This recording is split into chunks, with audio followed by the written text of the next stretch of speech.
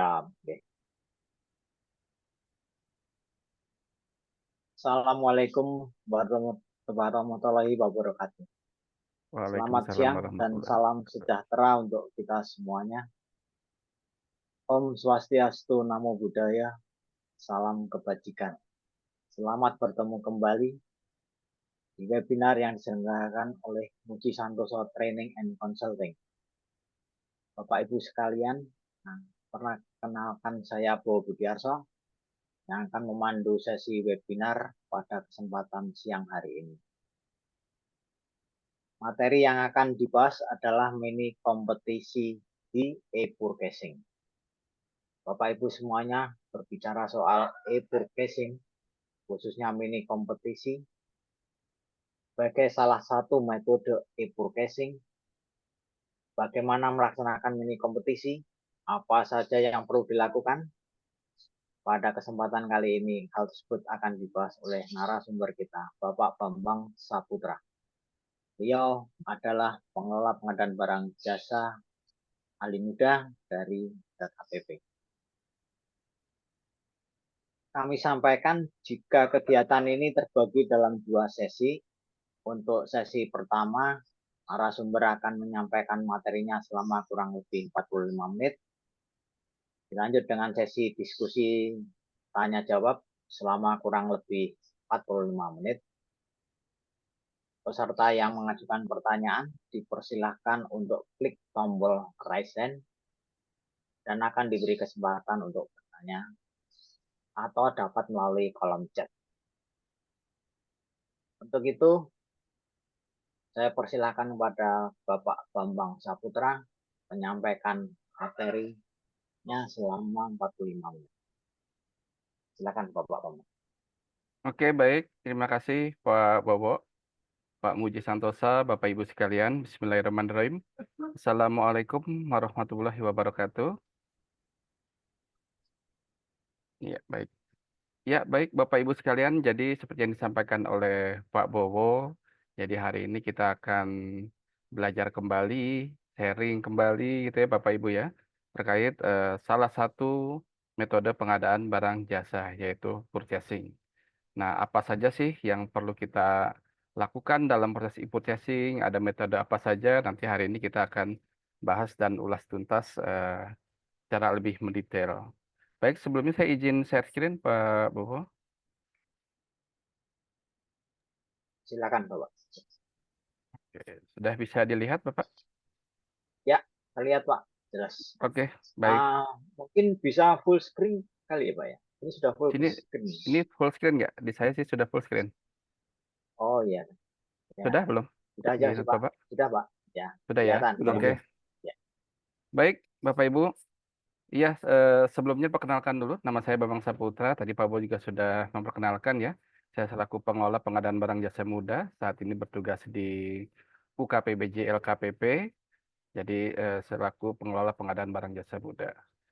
Bapak Ibu sekalian, sebelum kita masuk ke apa itu purchasing, kita mungkin ngobrol-ngobrol dulu ya. Ya seperti kita ketahui bersama bahwa memang saat ini kita sedang masuk ke masa revolusi industri 4.0 gitu ya. Apa sih itu revolusi industri ya?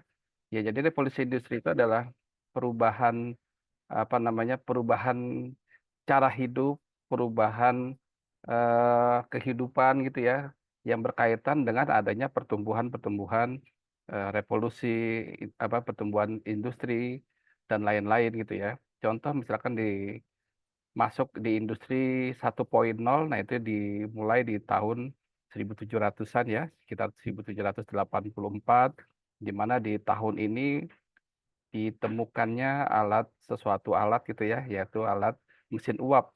Di mana dengan adanya mesin uap ini, nah ini banyak pekerjaan-pekerjaan yang memang akhirnya menggantikan manusia nih. Dengan alat ini pekerjaan menjadi lebih efisien, mulai ditemukannya mesin uap, kemudian ditemukannya lokomotif uap, steamer gitu ya. Kemudian ada kapal-kapal dan lain-lain. Nah, kemudian masuk lagi Bapak Ibu kita ke industri 2.0. Nah, itu ditandai mulai ditemukannya listrik ya. Jadi sekitar tahun 1870, Thomas Alva Edison, kemudian Nikola Tesla ya. Nah, ini menemukan listrik. Nah, dengan ditemukannya listrik, berganti lagi cara orang bekerja, cara orang menjalani hidup, dan seterusnya. Yang paling memiliki peranan besar yaitu mulai dikenalnya produksi massal. Jadi ada pabrik ya, mesin apa namanya, pabrik mobil Ford gitu ya, di mana ditemukan dengan adanya ban berjalan, semua orang yang bisa bekerja, nah ini bisa mempekerjakan banyak pekerja massal dan perkembangan fabrikasi yang cepat dan masif. Jadi Bapak Ibu ya mungkin yang tadi di revolusi industri 1.0 ini banyak orang yang tergantikan oleh mesin. Nah, di sini malah terbalikannya. Jadi mulai banyak menampung tenaga kerja. Orang mungkin yang nggak punya skill, yang nggak bisa ngapa-ngapain ya. Dengan adanya revolusi 2.0 ini, dengan adanya ban berjalan, orang yang bisa pasang ban, hanya bisa ngemur saja, nah itu bisa dipekerjakan di pabrik tersebut. Kemudian juga ada apa namanya telegraf ya, kode Morse dan lain-lain. Kemudian kita masuk ke revolusi industri 3.0. Nah, ini ditandai dengan mulai ditemukannya IC ya, atau integrated circuit. Nah, ini cikal bakal dari komputer. Nah, sekitar tahun 1969 dan seterusnya ya. Nah, ini juga banyak mempengaruhi perubahan gaya hidupnya dan cara hidup. Yang tadinya mungkin sifatnya lebih manual, menggunakan apa namanya, hitungan mungkin abakus ya zaman dulu ya. Sekarang mulai menggunakan kalkulator, komputer, kemudian juga yang sifatnya analog berubah menjadi digital. Contohnya misalkan apa namanya, dalam dunia fotografi yang tadinya menggunakan teknik kimia kimia gitu ya, berubah menjadi teknologi IC juga, memori dan seterusnya. Jadi sudah berubah menjadi industri digital. Nah, begitupun juga misalkan dunia musik ya, yang tadinya piringan hitam, nah ini sudah mulai muncul disk ya, yang itu merekam, menyimpan memori di dalam disk tersebut dan seterusnya.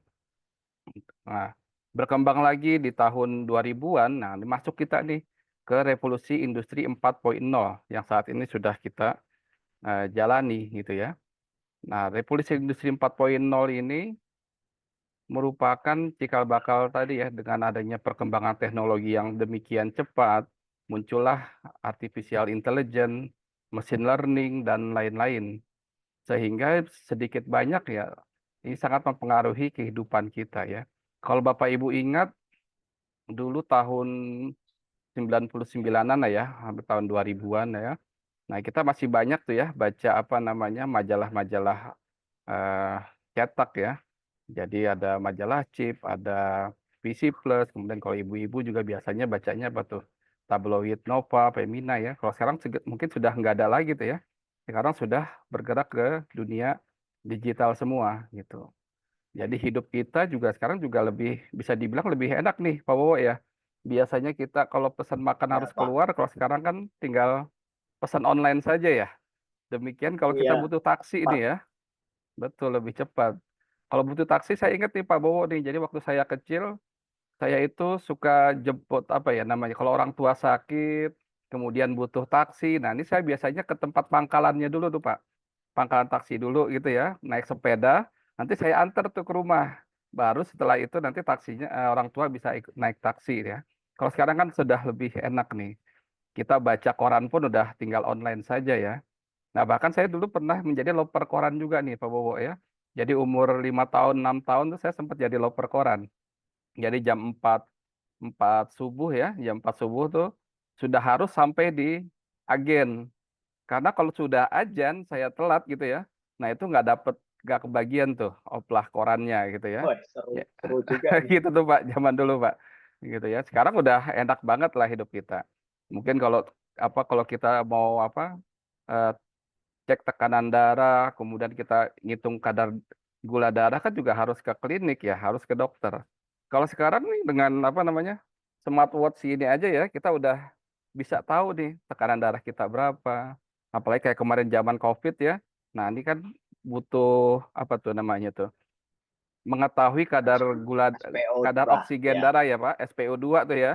98%, 99% dan seterusnya. Nah, kita pakai smartwatch saja.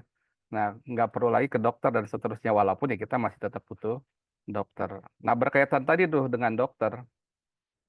Kalau di revolusi industri 1.0, kita masih apa ya namanya ya, eh manual sekali gitu ya, masih manual sekali. Jadi banyak tenaga yang digantikan oleh mesin ya, tenaga-tenaga kasar tapi sifatnya Pak. Tapi kalau yang dari revolusi industri 4.0, nah ini bukan tenaga kasar lagi yang digantikan oleh mesin ya. Bahkan dokter pun sudah mulai nih tergantikan oleh mesin kan ya, tadi ya kita pakai smartwatch dan seterusnya. Nah, untuk menganalisa sakit, nah itu juga sudah menggunakan artificial intelligence gitu ya. Jadi dokter-dokter itu banyak dibantu oleh komputer untuk menentukan atau mendiagnosa sakitnya kita nih. Gitu. Jadi bagi dokter juga sudah lebih enak dan secara diagnosa juga mungkin lebih akurat dan seterusnya. Nah, di lain pihak dari kenikmatan kita menjalani revolusi industri 4.0 ini, ya di balik itu ternyata juga banyak pergeseran yang terjadi ya. Jadi misalkan tadi itu saya jualan loper koran, sekarang udah nggak ada lagi. Jadi sudah banyak apa namanya media-media cetak yang akhirnya tutup gitu ya. Kalau kemarin terakhir itu majalah Ananda tuh akhirnya tutup, dia menjadi satu bagian dari keluarga besar Bobo ya. Kalau Bobo saya masih langganan nih Pak, karena punya anak ya, jadi gantian tuh Pak, Ya, masih masih sempat ada Pak ya. gitu ya. Masih Terusnya ya. Kemudian kalau saya tanya nih mungkin Pak Bowo, kapan sih kita terakhir kali nih Pak Bowo telepon pakai telepon rumah? Ya. Mungkin udah nggak pernah tuh. Atau kalau kita Ya, telepon pakai, sepertinya hmm, lama sekali itu Pak ya. nah Sekitar iya kan, tahun ya sebelum ada udah HP dah. sebelum ada HP ya. Sekarang kita udah punya HP, udah nggak pernah lagi pakai telepon rumah ya. Bahkan kalau saya tanya Bapak Ibu peserta di sini sekalian, pakai handphone pun kita nggak telepon dengan pulsa tuh. Ya, kita teleponnya pakai data ya, udah nggak pakai pulsa lagi. Jadi kalau kita beli apa namanya beli pulsa pun ujung-ujungnya kita ganti ke kuota ya, kita belinya kuota dan seterusnya. Dan jadi industri telco pun berubah nih. Ya, industri telco banyak yang apa namanya pemecatan ya, sekarang pun Telkom udah nggak main itu lagi ya. Jadi lebih ngurusin B2G gitu ya atau B2B dan seterusnya. Jadi kalau konsumen mereka punya anak perusahaan lah. Tapi intinya mereka memang sudah tidak bergerak lagi di dunia telco ya. Yang dulu kita pakai modem 56 kbps itu tuh, yang bunyinya Bapak Ibu mungkin masih ingat ya. Nit, nit, nit, nit, nit gitu kan. Nah sekarang udah nggak ada gitu-gitu lagi tuh. Gitu. Nah, jadi terhadap revolusi industri ini selain lebih enak hidup kita, ternyata memang ya ada yang bergeser juga nih. Nah, pertanyaan saya untuk Bapak Ibu sekalian, bagaimana kita akan menjalaninya di revolusi industri ini gitu ya? Apakah kita bisa mengambil keuntungan dari peningkatan revolusi industri ini atau malah kita kalah nih dan tergerus? Nah, inilah yang pemerintah tuh nggak mau gitu ya. Jangan sampai teknologinya maju ya, tapi kita pun di dalam dunia pengadaan barang jasa ini nggak maju-maju nih. Makanya dalam pemerintah pun dalam proses pengadaan barang jasa ya kita senantiasa melakukan inovasi dan perubahan. Yang dulu tender itu apa namanya lelang kita nyebutnya ya, lelang itu masih manual tahun 2000 apa sama sebelum tahun 2007 lah ya masih manual.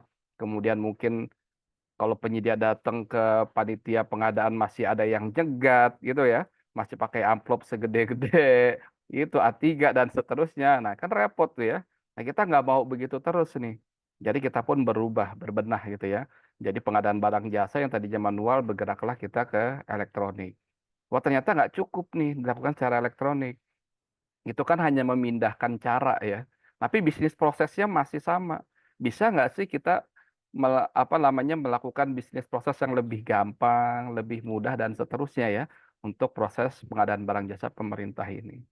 Ya sudah, akhirnya kita kenalkan juga ya dulu namanya kontrak payung konsolidasi ya yang menjadi cikal bakal katalog tahun 2012. Kemudian aplikasi SPSE juga berkembang terus mulai di apa namanya perubahan Perpres keempat ya, Perpres 4 tahun 2015 ya. Nah, itu kita sudah kenalkan tender cepat juga tuh. Bagaimana suatu proses pengadaan yang biasanya lambat ya, lama lah gitu ya, dan rumit ya, sebulan 2 bulan, nah kita bisa persingkat menjadi 3 hari dan seterusnya. Nah, yang satu lagi yang makhluk baru ini ya, yaitu purchasing nih. Jadi tahun 2012 kita kenalkan juga tuh purchasing ya. Jadi ya begitulah. Jadi kita mau pengadaan barang jasa pemerintah ini juga jangan lambat gitu ya, jangan susah nyusahin orang dan seterusnya gitu ya. Nah, padahal ada barang-barang tertentu, barang-barang yang umum ya seharusnya ya bisa dilakukan dengan cepat gitu ya, dengan mudah. Nggak perlu kita tender setiap tahun, ngadain lagi, tender lagi, dan seterusnya. Nah, ini kan cukup makan effort juga nih. Nah, barulah di tahun 2012 itu kita kumpulkan ya, kita analisa kira-kira barang apa sih yang umum, yang standar, yang setiap KLPD itu pasti setiap tahun beli gitu ya. Nah, kita kumpulkan dan kita memang tentukan waktu itu kendaraan dinas. Nah, kendaraan dinas inilah yang kita coba menjadikan pionir ya, cikal bakal dari katalog. Jadi kita lakukan evaluasi terhadap para penyedia apa namanya kita panggil ya para penyedia kendaraan, ya ada Toyota, ada macam-macam lah ya, Toyota, Suzuki dan lain-lain ya. Jadi kita kumpulkan mereka, kemudian kita evaluasi, kemudian kita minta juga harganya supaya mereka bisa memberikan harga yang bagus gitu ya, jangan lebih mahal daripada harga end user atau retail dan seterusnya. Nah, kita kumpulkan, kita kontrak payungkan ya, jadi kita konsolidasi, kita kontrak payungkan dan seterusnya. Nah, berikutnya gimana? Ya berikutnya PPK nih, para pembeli ya tinggal beli saja. Nggak perlu lagi bikin tim Pokja, nggak perlu lagi tender ya.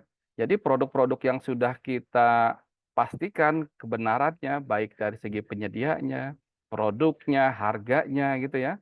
Nah, ini sudah kita jamin nih. Jadi para PPK ya tinggal beli saja gitu ya. Dia tinggal klik saja, tinggal beli saja, pesen saja. 3 hari kemudian, seminggu kemudian barangnya sudah sampai. Nah, ini kan sangat jauh ya memangkas proses. Nah, begitupun bagi para penyedianya. Yang biasanya kalau tender mereka mesti nyediain dokumen kualifikasi secara terus-menerus ya. Ketika tender nyiapin lagi, upload lagi, nyiapin lagi, upload lagi, dan seterusnya. Ya sekarang sekali saja tuh ketika ada proses konsolidasi tadi gitu ya. Ketika mereka sudah bisa tayang, ketika ada pembelian ya mereka hanya tinggal berkontrak pembelian saja dengan para PPK. Berikutnya tinggal pembayaran dan selesai sudah gitu ya. Demikian cepat, PPK-nya enak, penyediaannya enak. Oh ternyata ya sudah, kita kembangkan lagi, kita tambahkan lagi produknya, ada ISP dan seterusnya. Nah itulah cikal bakal dari katalog yang ada sekarang. Nah kita nggak berhenti di situ, ternyata purchasing menarik juga nih gitu ya. Jadi ya sampai sekarang di Perpres 16 dan perubahannya gitu ya. Ya kita juga nggak stuck nih, kita berjalan terus. Gimana sih supaya proses purchasing ini menjadi lebih mudah, lebih cepat, dan seterusnya. Nah, untuk dasar penyelenggarannya sendiri ya, jadi sesuai dengan materi kita di hari ini, mini kompetisi katalog elektronik, nah itu ada diatur dalam Peraturan Presiden Nomor 16, sebagaimana dirubah dengan Peraturan Presiden Nomor 12 tahun 2021. Kemudian diturunkan lagi ke Peraturan LKPP Nomor 9 tahun 2021. Kemudian ada keputusan Kepala LKPP nomor 122 tahun 2022. Dan yang terakhir, nah ini nih yang berkaitan langsung dengan proses mini kompetisi, ya, yaitu Surat Edaran Kepala LKPP nomor 3 tahun 2024. Jadi kalau bisa dilihat nih jaraknya cukup jauh ya. Jadi dari tahun 2021 hingga 2024, jadi ada waktu 3 tahun untuk mengeluarkan metode apa namanya panduan melakukan proses mini kompetisi. Nah, jadi di Peraturan LKPP nomor 9 tahun 2021 sudah bunyi tuh bahwa purchasing itu ada 2 jenis ya. Bisa dilakukan dengan negosiasi, mini kompetisi, dan ada kompetitif katalog gitu ya. Ada 3.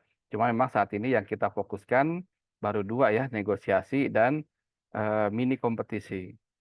Nah, sebenarnya ketika tahun 2021 itu ya sudah bisa digunakan metode mini kompetisi. Cuma mungkin belum banyak yang ngeh nih, gitu ya, belum banyak yang aware. Oh ternyata selain negosiasi ada cara lain nih kita melakukan proses purchasing. Nah satu mungkin nggak ngeh, yang kedua mungkin juga takut-takut nih Pak Bowo gitu ya, karena belum diatur bagaimana sih cara mini kompetisinya gitu ya. padahal di peraturan LKP nomor 9 ini dan turunannya waktu itu apa namanya, keputusan Deputi 2 ya tentang tata cara pelaksanaan purchasing, nah itu sudah diatur secara apa namanya, secara luas gitu. Nah di sana pun juga bunyi bahwa petunjuk teknis mengikuti petunjuk penggunaan aplikasi gitu. Jadi kita buatkan fleksibel tuh. Yang penting eh, garis-garis besar dalam pelaksanaan metode mini kompetisinya itu dilaksanakan. Sebenarnya sudah enak banget ya dulu ya. Cuma karena mungkin pada takut penggunakannya belum belum terbiasa dan lain-lain ya banyak yang menunggu nih metodenya. Nah, atas dasar itulah keluar Surat Edaran Kepala KPP nomor 3 tahun 2024 ini. Gitu ya, yang mengatur tentang panduan penyelenggaraan e-purchasing katalog melalui mini kompetisi.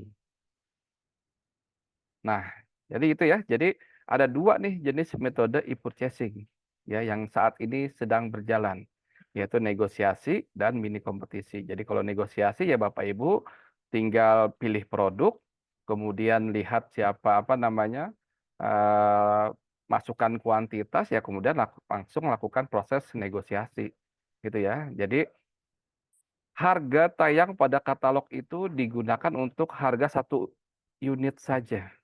Jadi misalkan Bapak Ibu mau beli 100 ya harusnya kan dapat diskon ya. Nah, lakukanlah proses negosiasi. Itu yang biasanya sudah kita laksanakan gitu ya, yang umum kita laksanakan di proses katalog, purchasing katalog.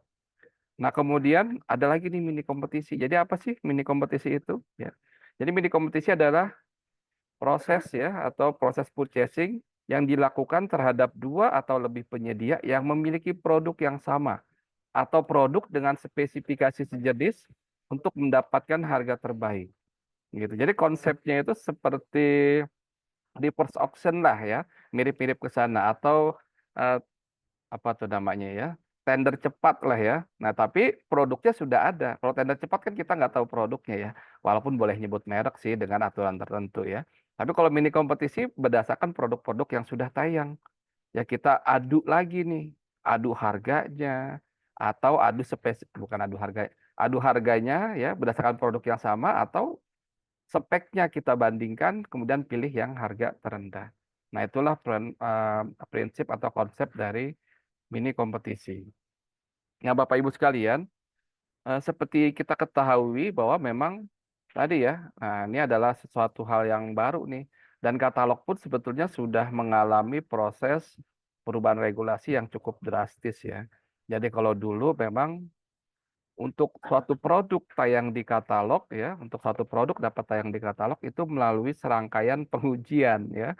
Jadi kita memastikan bahwa suatu barang jasa untuk tayang di katalog itu sesuai dengan kriteria gitu ya, bisa kriteria dibutuhkan, kebutuhannya berulang dan standar gitu ya. Kemudian kita lakukan evaluasi terhadap penyedianya, kita lakukan evaluasi terhadap spesifikasinya dan harga gitu.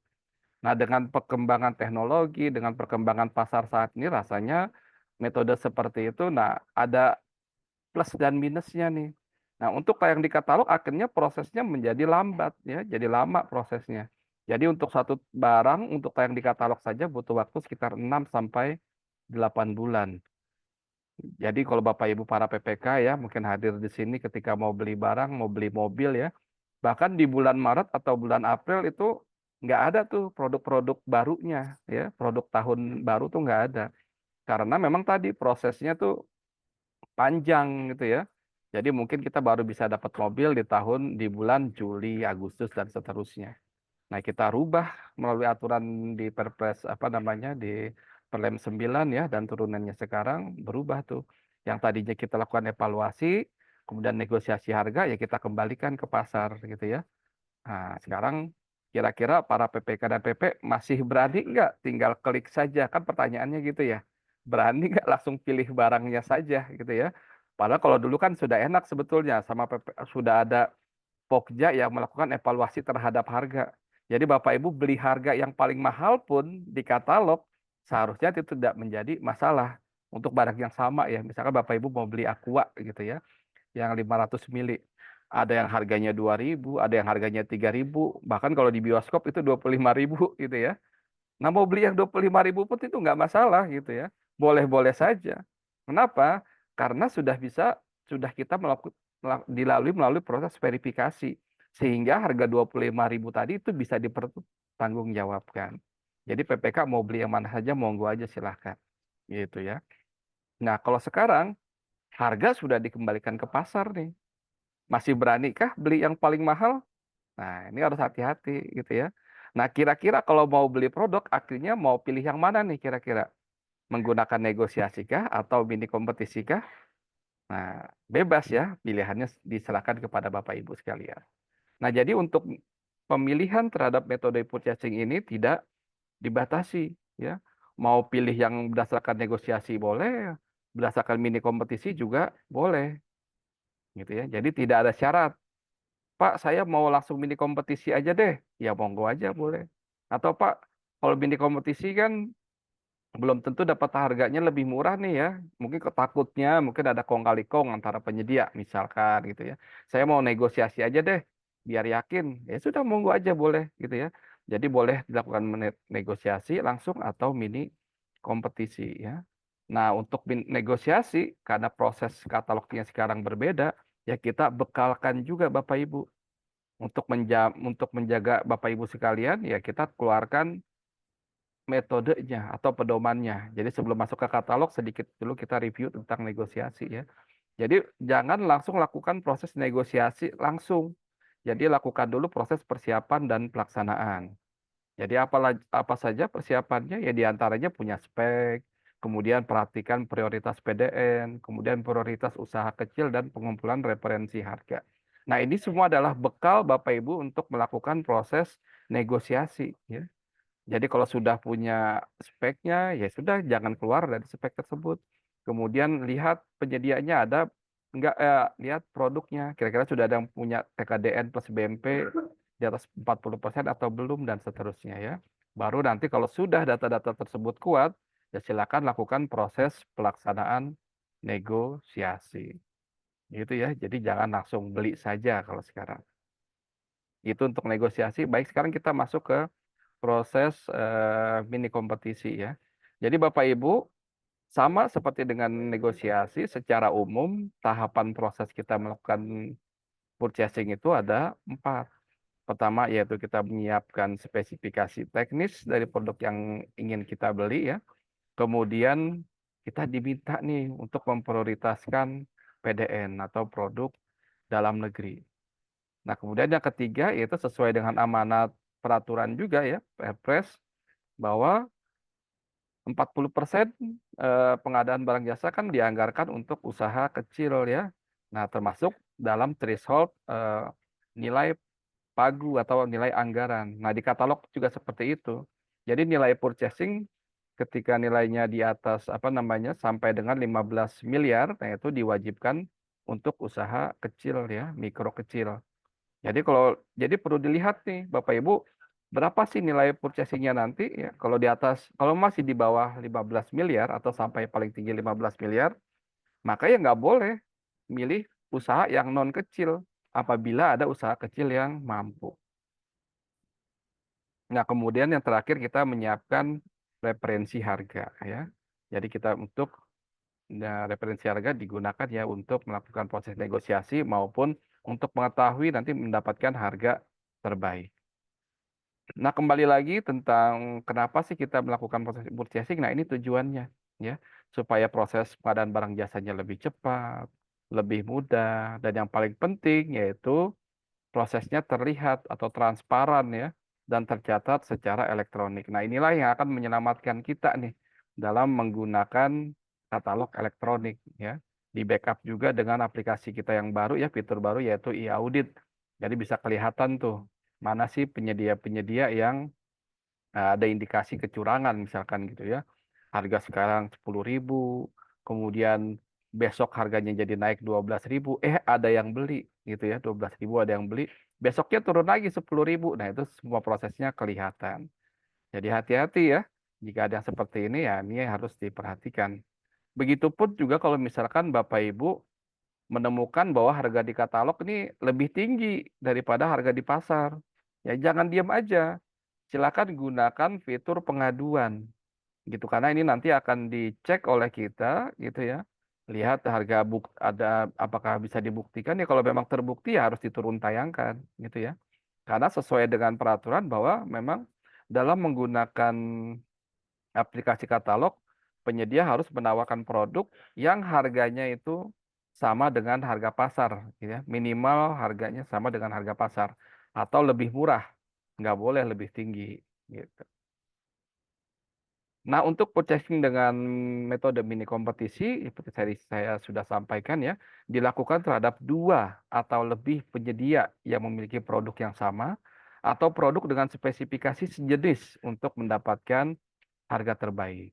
Jadi kata kuncinya penyediaannya harus 2 atau lebih ya. Kalau penyedianya nanti cuma satu yang menawarkan, ya artinya nggak bisa kita lakukan mini kompetisi.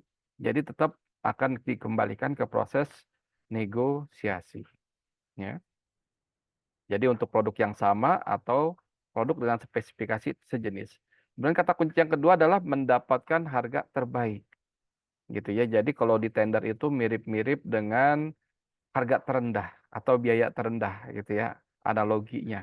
Jadi ketika sudah mendapatkan spesifikasi yang serupa dengan yang kita butuhkan, ya kita tetap harus milih yang harga terendah gitu ya atau harga terbaik. Walaupun nanti mungkin ada yang menawarkan spesifikasinya lebih tinggi, ya kita nggak melihat itu.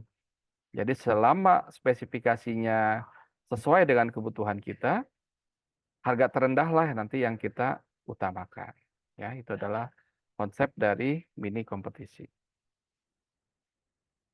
Nah, untuk mini kompetisi sendiri saat ini untuk caranya ya, nah itu dibagi atas 2 ya, berdasarkan jenis barang dan jasa lainnya, dan untuk pekerjaan konstruksi.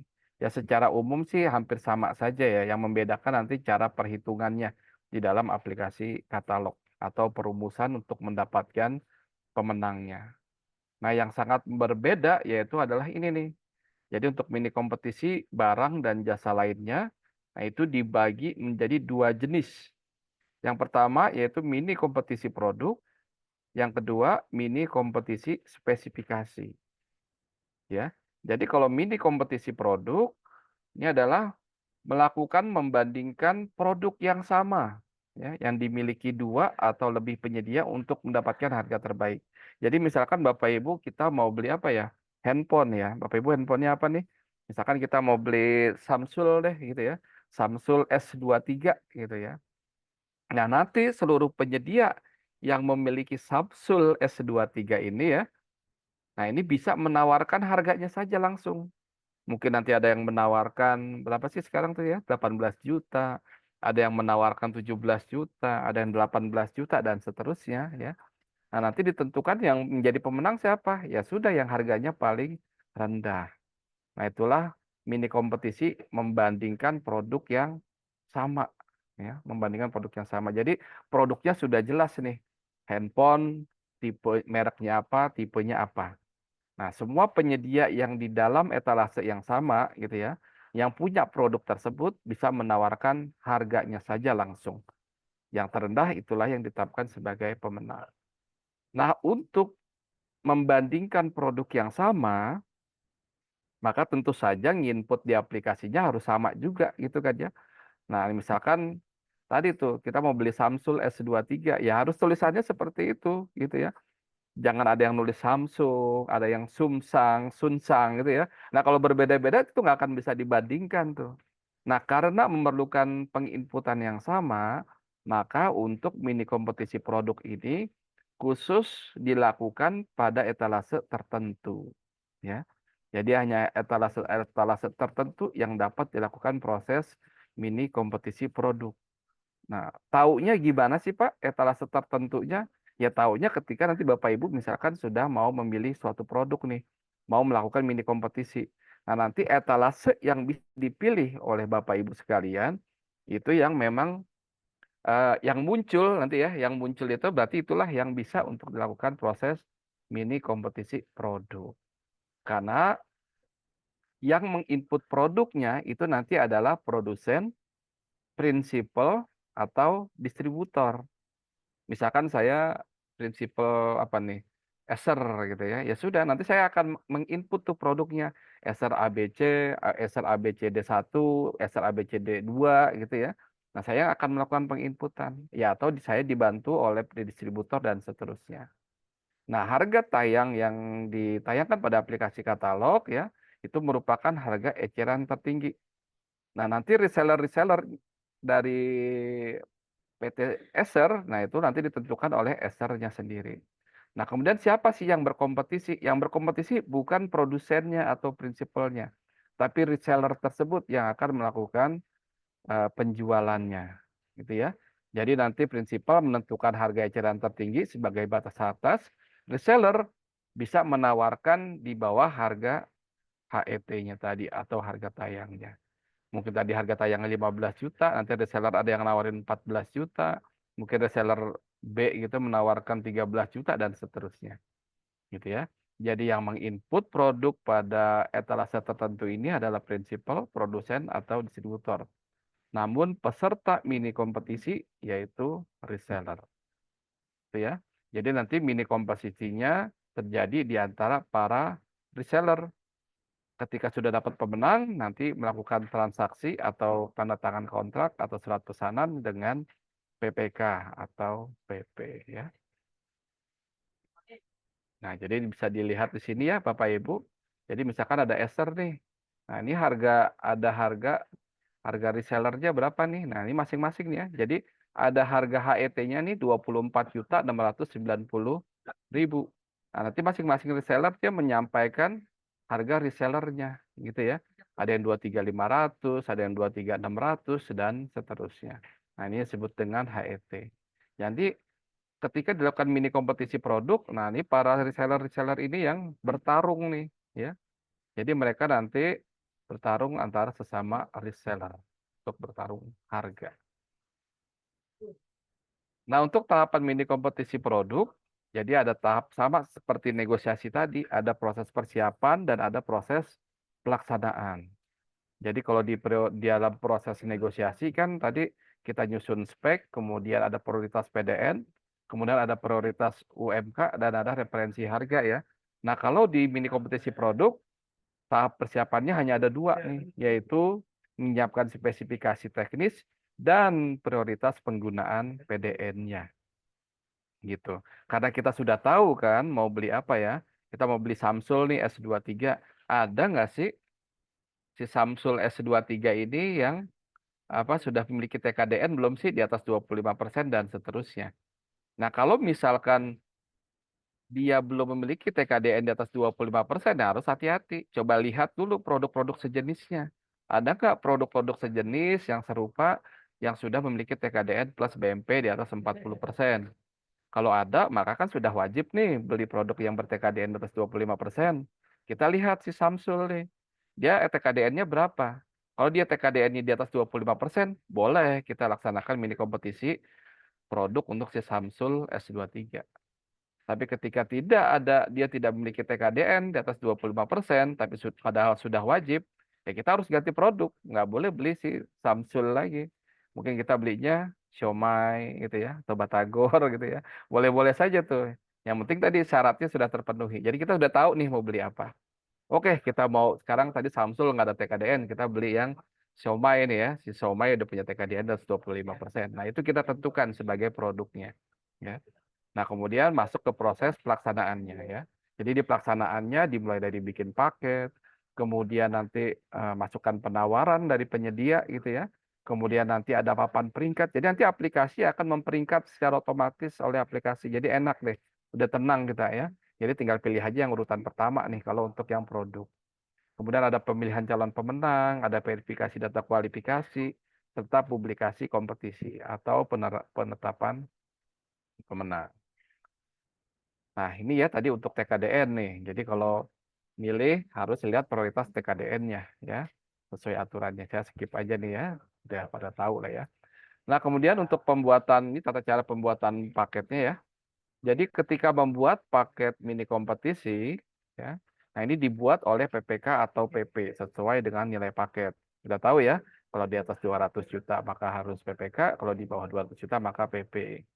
Nah, kemudian PPK atau PP memilih produk yang akan dikompetisikan. Tadi itu sudah melihat prioritasnya. Ada spek, ada prioritasnya, ya pilih aja produk.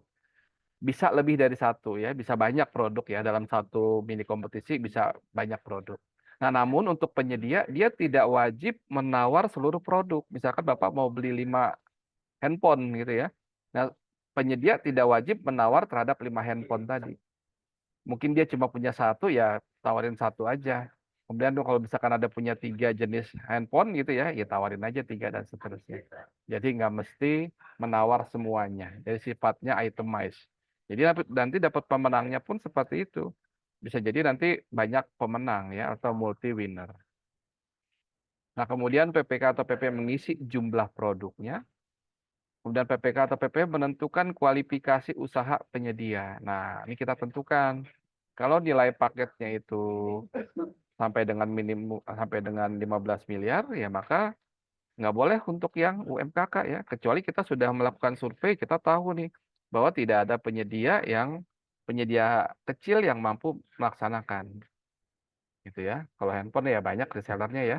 Jadi harusnya ya untuk UMKK atau non kecil ya atau kecil ya, mikro kecil. Nah, kemudian nanti PPK atau PP menentukan masa batas akhir penawarannya, hampir sama dengan tender ya. Cuma ini dibataskan minimum 1 hari ya, untuk produk minimum 1 hari.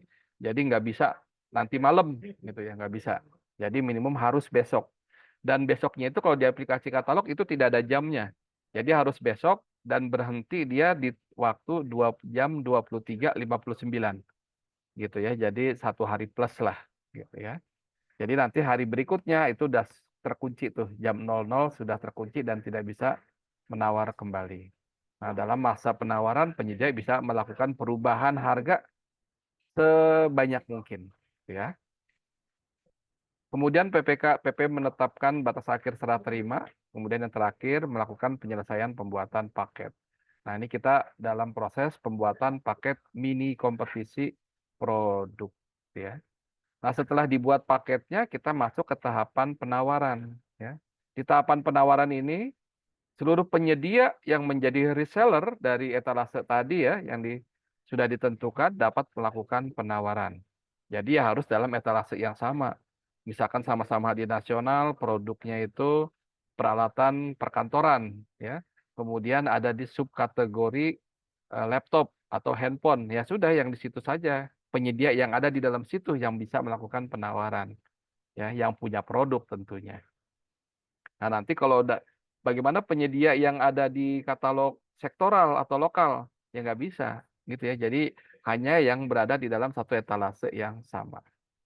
Nah, kemudian penyedia katalog mengisi daftar data yang ditawarkan. Jadi dia kan punya harga tayang nih, misalkan harga tayangnya 23.600.000 ya. Nah, nanti di dalam penawaran ini dia nginput lagi harga produk yang dia tawarkan gitu ya. Jadi nanti murah-murahan. Kemudian penyedia yang sudah melakukan penawaran, nah dianggap mampu melaksanakan pekerjaan. Jadi jangan sampai nanti sudah ditetapkan pemenang, kemudian mundur. Nah, itu nggak boleh ya. Hati-hati nih, nanti kena sanksi. Nah, penyedia dapat melakukan perubahan penawaran selama masa penawaran, gitu ya. Jadi masih kalau waktunya masih ada, harganya masih bisa berubah-ubah. Apabila jumlah penyedia yang menawar hanya satu, maka dilanjutkan dengan proses negosiasi. Ya, secara konsepnya kan tadi minimum 2 ya. Jadi ketika cuma ada satu yang nawar, ya lanjutnya ke proses negosiasi. Nah, ini adalah proses penawaran. Jangan lupa penawarannya bisa milih satu item saja, itemized. Jadi tidak wajib menawar terhadap seluruh produk. Nah, setelah penawaran kita masuk ke tahapan papan peringkat kompetisi. Nanti aplikasi katalog akan secara otomatis ketika waktunya habis akan mengurutkan penyedia berdasarkan harga terendahnya. Jadi kalau misalkan cuma ada satu penyedia, hanya ada satu produk ya cuma satu papan peringkat. Tapi kalau produknya banyak, ya jadi nanti akan ada beberapa papan peringkat. Ada 5 produk ya nanti ada 5 papan peringkat, gitu ya. Jadi sini bisa dilihat ya, ada nama penyedianya, jumlah kebutuhannya berapa ya, harga satuan, ongkos kirim, dan seterusnya. Nanti ada peringkatnya berdasarkan harga totalnya. Nah, itu untuk mini kompetisi. Nah, berikutnya setelah ditentukan peringkat, nah nanti baru ada dilakukan proses pemilihan calon pemenang ya. Nah, ini kita tetapkan calon pemenang adalah yang menawarkan harga penawaran terendah. Nah, tapi ini belum dipublikasi nih. Jadi baru lihat-lihat lah gitu ya. Jadi tidak ada action yang dilakukan oleh PPK atau PP. Jadi baru melihat saja. Karena sebelum ditetapkan sebagai pemenang harus dilakukan verifikasi datanya terlebih dahulu. Nah, kalau sekarang aplikasi katalog kan sudah punya tuh fitur verified vendor ya. Nah, yang belum verified dia tidak bisa menawarkan produknya. Jadi sudah dibantu tuh. Jadi secara verifikasi kualifikasi dan apa namanya KBLI seharusnya sudah aman. Nah, namun Bapak Ibu perlu memastikan kembali untuk status daftar hitamnya. Bisa jadi ketika mini kompetisi ini dilaksanakan, tiba-tiba penyediaannya masuk ke dalam daftar hitam. Nanti dicek aja lagi ya. Kemudian KSWP-nya juga. Kalau NIB dan akta sih cenderung mungkin sudah aman ya, karena kan sudah verified vendor. Yang perlu dipastikan kembali adalah status daftar hitam dan KSWP-nya masih valid atau tidak, gitu ya. Itu perlu dilakukan pengecekan kembali sebelum ditentukan sebagai pemenang. Kalau sudah ditentukan sebagai pemenang, kemudian tiba-tiba kita tahu dia daftar hitam ya, nanti mini kompetisinya nggak bisa dilanjutkan, dibatalkan saja. Tapi kalau misalkan kita sudah ngecek sebelum kita tentukan sebagai pemenang, nah kita masih bisa milih penyedia kedua atau peringkat berikutnya sebagai pemenang, gitu ya. Jadi perlu dilakukan pengecekan terlebih dahulu. Nah, kalau sudah dicek, diverifikasi, ya kita tentukan saja langsung sebagai pemenang. Jadi bentuknya publikasi kompetisi untuk menetapkan pemenang. Nah, kemudian PPK melanjutkan ke tahapan prosedur selanjutnya ya. Jadi kalau sudah bikin paket, kemudian lanjut ke proses kontrak, ada pelaksanaan pekerjaan, ada serah terima, hingga nanti terakhir ada penilaian kinerja penyedia. Nah, ini harus hati-hati ya bagi para penyedia nih. Tadi kan bilangnya itu kalau sudah ngikut ya maka wajib atau dia sanggup untuk melaksanakan pekerjaan. Jangan sampai ketika dia sudah dinyatakan pemenang, ya dia mengundurkan diri. Nah, kalau dia mengundurkan diri, nanti bisa dikenakan sanksi penurunan produknya. Gitu ya. Itu apabila alasannya tidak bisa diterima. Ya seharusnya sih tidak ada alasan lagi ya. Kalau dia sudah ikut ditetapkan pemenang ya harusnya tetap lanjut saja. Gitu. Nah, jadi secara umum untuk bisa disimpulkan bahwa pada persiapan mini kompetisi produk, nah ini tahapan persiapan yang dilaksanakan adalah penyiapan spesifikasi teknis dan prioritas PDN. Kemudian untuk penyedianya ya, nah kita mendapatkan dalam pelaksanaan, nah kita tentukan apakah penyedianya UMKM atau tidak, kemudian kita tentukan pemenang berdasarkan harga terbaik. Nah, kemudian kita masuk ke mini kompetisi spesifikasi, jadi hampir sama juga ya dengan tadi itu ya, dengan produk. Yang membedakannya adalah untuk mini kompetisi spesifikasi kita belum menentukan mau beli produk apa ya. Ya kita tadi kan mau beli tadi itu Samsung ya. Nah, kita misalkan mau beli handphone Samsung. Nah, kalau sekarang kita tidak punya preferensi mau pakai merek apa nih gitu ya atau tipe apa ya. Bagi kita yang penting spesifikasi sesuai dengan kebutuhan kita. Contoh misalkan, oh ya dah saya mau beli handphone. Yang penting handphone tersebut layarnya 6,5 inch, kemudian apalagi memorinya berapa sih sekarang yang paling besar tuh 8 ya, ya 16 lah ya, 16 giga. Kemudian internalnya itu 256. Kemudian mungkin dia apa namanya kameranya, wah saya mau kameranya ada 8 gitu ya, atau 16 gitu ya. Jadi nanti berjejer tuh ya kameranya kayak ulat bulu gitu ya. Ya boleh-boleh saja kalau memang kebutuhannya seperti itu, kan monggo aja gitu ya. Yang penting di spesifikasi teknisnya sudah jelas, ada justifikasi kenapa sih butuh apa namanya kamera sebanyak itu gitu ya. Nah, jadi hanya menyebutkan spesifikasinya. Nah, nanti penyediaannya bagaimana? Ya penyediaan nanti menawarkan spesifikasi yang dia miliki dan menawarkan harganya. Jadi bisa dibilang kita nggak tahu nanti akan dapat handphone apa, gitu ya. Bisa jadi nanti mungkin ada yang menawarkan Samsung, ada yang menawarkan Ipin atau Upin, gitu ya, Odo. popo yang bebas gitu. Yang penting spesifikasinya harus sesuai dengan yang kita butuhkan.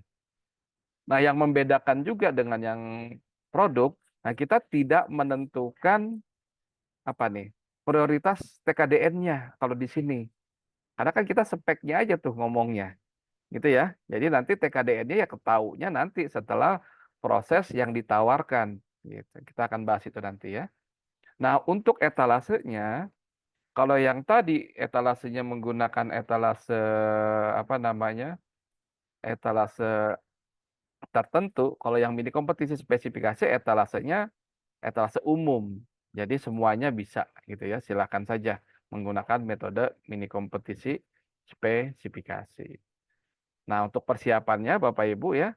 Jadi silakan nanti di dalam tahapan persiapan menyampaikan spesifikasi teknis, kemudian jika ada persyaratan, nah itu silakan jika ada persyaratan lainnya ditambahkan. Misalkan butuh surat dukungan gitu ya. Atau misalkan mau ditambahkan masa garansinya menjadi 3 tahun dan seterusnya. Itu monggo aja disebutkan di dalam dokumen kompetisi atau doktis. Gitu ya. Kemudian berikutnya tahapan pelaksanaannya sama lah ya, bikin paket, nawar, papan peringkat, kemudian ada pemilihan, verifikasi, dan publikasi. Ini saya cepat aja ya. Nah, jadi untuk ketentuan dalam penyusunan kompetisi, ya, nah ini, jadi perlu menyiapkan dokumen kompetisi. Jadi ada data persyaratan peserta, ketentuan lainnya yang diperlukan, ya. Kemudian dokumen kompetisi disusun dan ditetapkan oleh PPK atau PP. Jadi nanti ada penetapannya dokumen kompetisi. Kalau nggak ada syarat yang memang spesifik atau syarat tambahan ya nggak apa-apa. Jadi sesuai dengan spesifikasinya saja. Nah, untuk nilai pekerjaan paket mini kompetisi ya, ini sama nih. Sudah ada perkiraannya. Kalau totalnya di atas 200 dieksekusi oleh PPK, kalau di bawah 200 juta dieksekusi oleh PP. Nah, untuk pembuatan paketnya juga sama ya.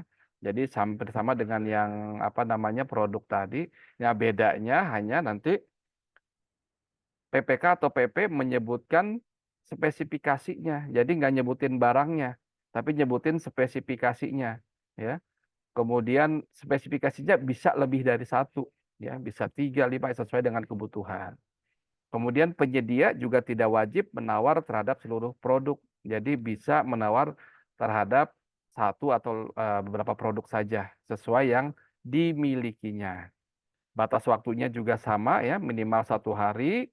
Kemudian nanti mengisi, mengunggah ya persyaratan spesifikasi teknis, kemudian menetapkan batas akhir, kemudian selesai melakukan pembuatan paket. Sama untuk kualifikasi juga 15 miliar, maksimum 15 miliar untuk usaha kecil, dan di atas 15 miliar untuk non kecil ya. Bisa juga dikombinasi. Nah, untuk penawaran penyedia, produk yang ditawarkan adalah produk yang sudah tayang ya. Kalau misalkan pada saat diumumkan belum tayang ya bisa bisa diinput sih, bisa diinput kembali kemudian langsung menawarkan. Dan itu harus ada di dalam satu etalase yang sama ya. Penyedia juga bisa melakukan perubahan penawaran sebelum batas akhir. Nah, kemudian kalau hanya ada satu penawar juga sama. Jadi nanti akan kembali ke metode negosiasi. Nah, perlu diingat, jadi selain untuk etalase yang sama, satuan di dalam spesifikasinya pun harus sama. Jadi misalkan saya mau beli handphone. Nah, PPK nanti akan mensyaratkan tuh satuan unitnya apa sih? Apakah box, apakah unit, apakah pieces. Kalau satuannya itu berbeda, maka itu tadi nanti tidak akan bisa ditawarkan. Misalkan saya mau satuannya unit, tapi penyedia menginputnya satuannya pieces tuh. Nah, maka nanti penyedia ketika dia mau menawarkan, dia tidak akan memiliki produk tersebut, gitu ya.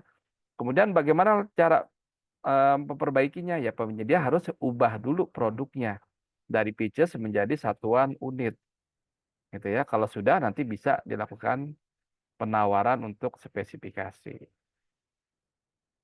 Nah, nanti Mungkin sama, Pak Bambang iya, ya. 5 menit lagi. Oke, siap Pak. Kita akan percepat ya Pak ya. Jadi untuk nanti papan peringkat kompetisi juga sama akan dibuat ya. Nah, nanti ada yang ditentukan sebagai pemenang atau peringkatnya itu berdasarkan total harga plus pengiriman ya. Nah, yang membedakan dalam ini kompetisi adalah ini nih.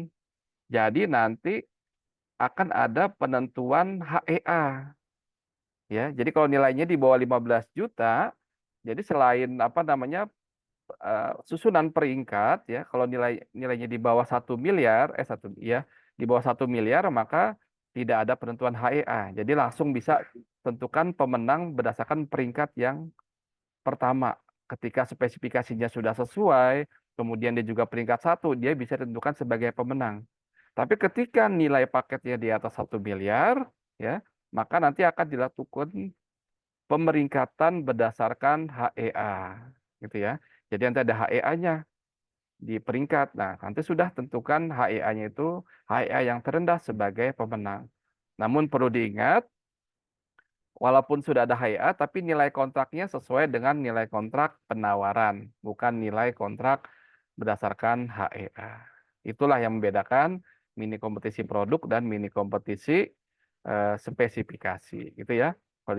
Kalau di produk hanya nawar harga saja, kalau di spesifikasi selain harga harus dilihat juga speknya. Kalau speknya memenuhi, maka dialah yang ditentukan sebagai pemenang untuk yang penawaran harganya terendah. Nah, kemudian setelah ditentukan pemeringkat, kita cek lagi verifikasi sama seperti tadi. Kalau sudah aman data verifikasinya, kita tentukan publikasikan dia sebagai pemenang. Selanjutnya tinggal proses kontrak, pelaksanaan pekerjaan, serah terima, dan penilaian kinerja penyedia apabila sudah selesai. Ini tanda tangan surat pesanan ya, sama aja kita skip. Yang terakhir mungkin untuk mini kompetisi pekerjaan konstruksi juga hampir sama ya dengan tadi. Yang membedakan saya skip aja ya.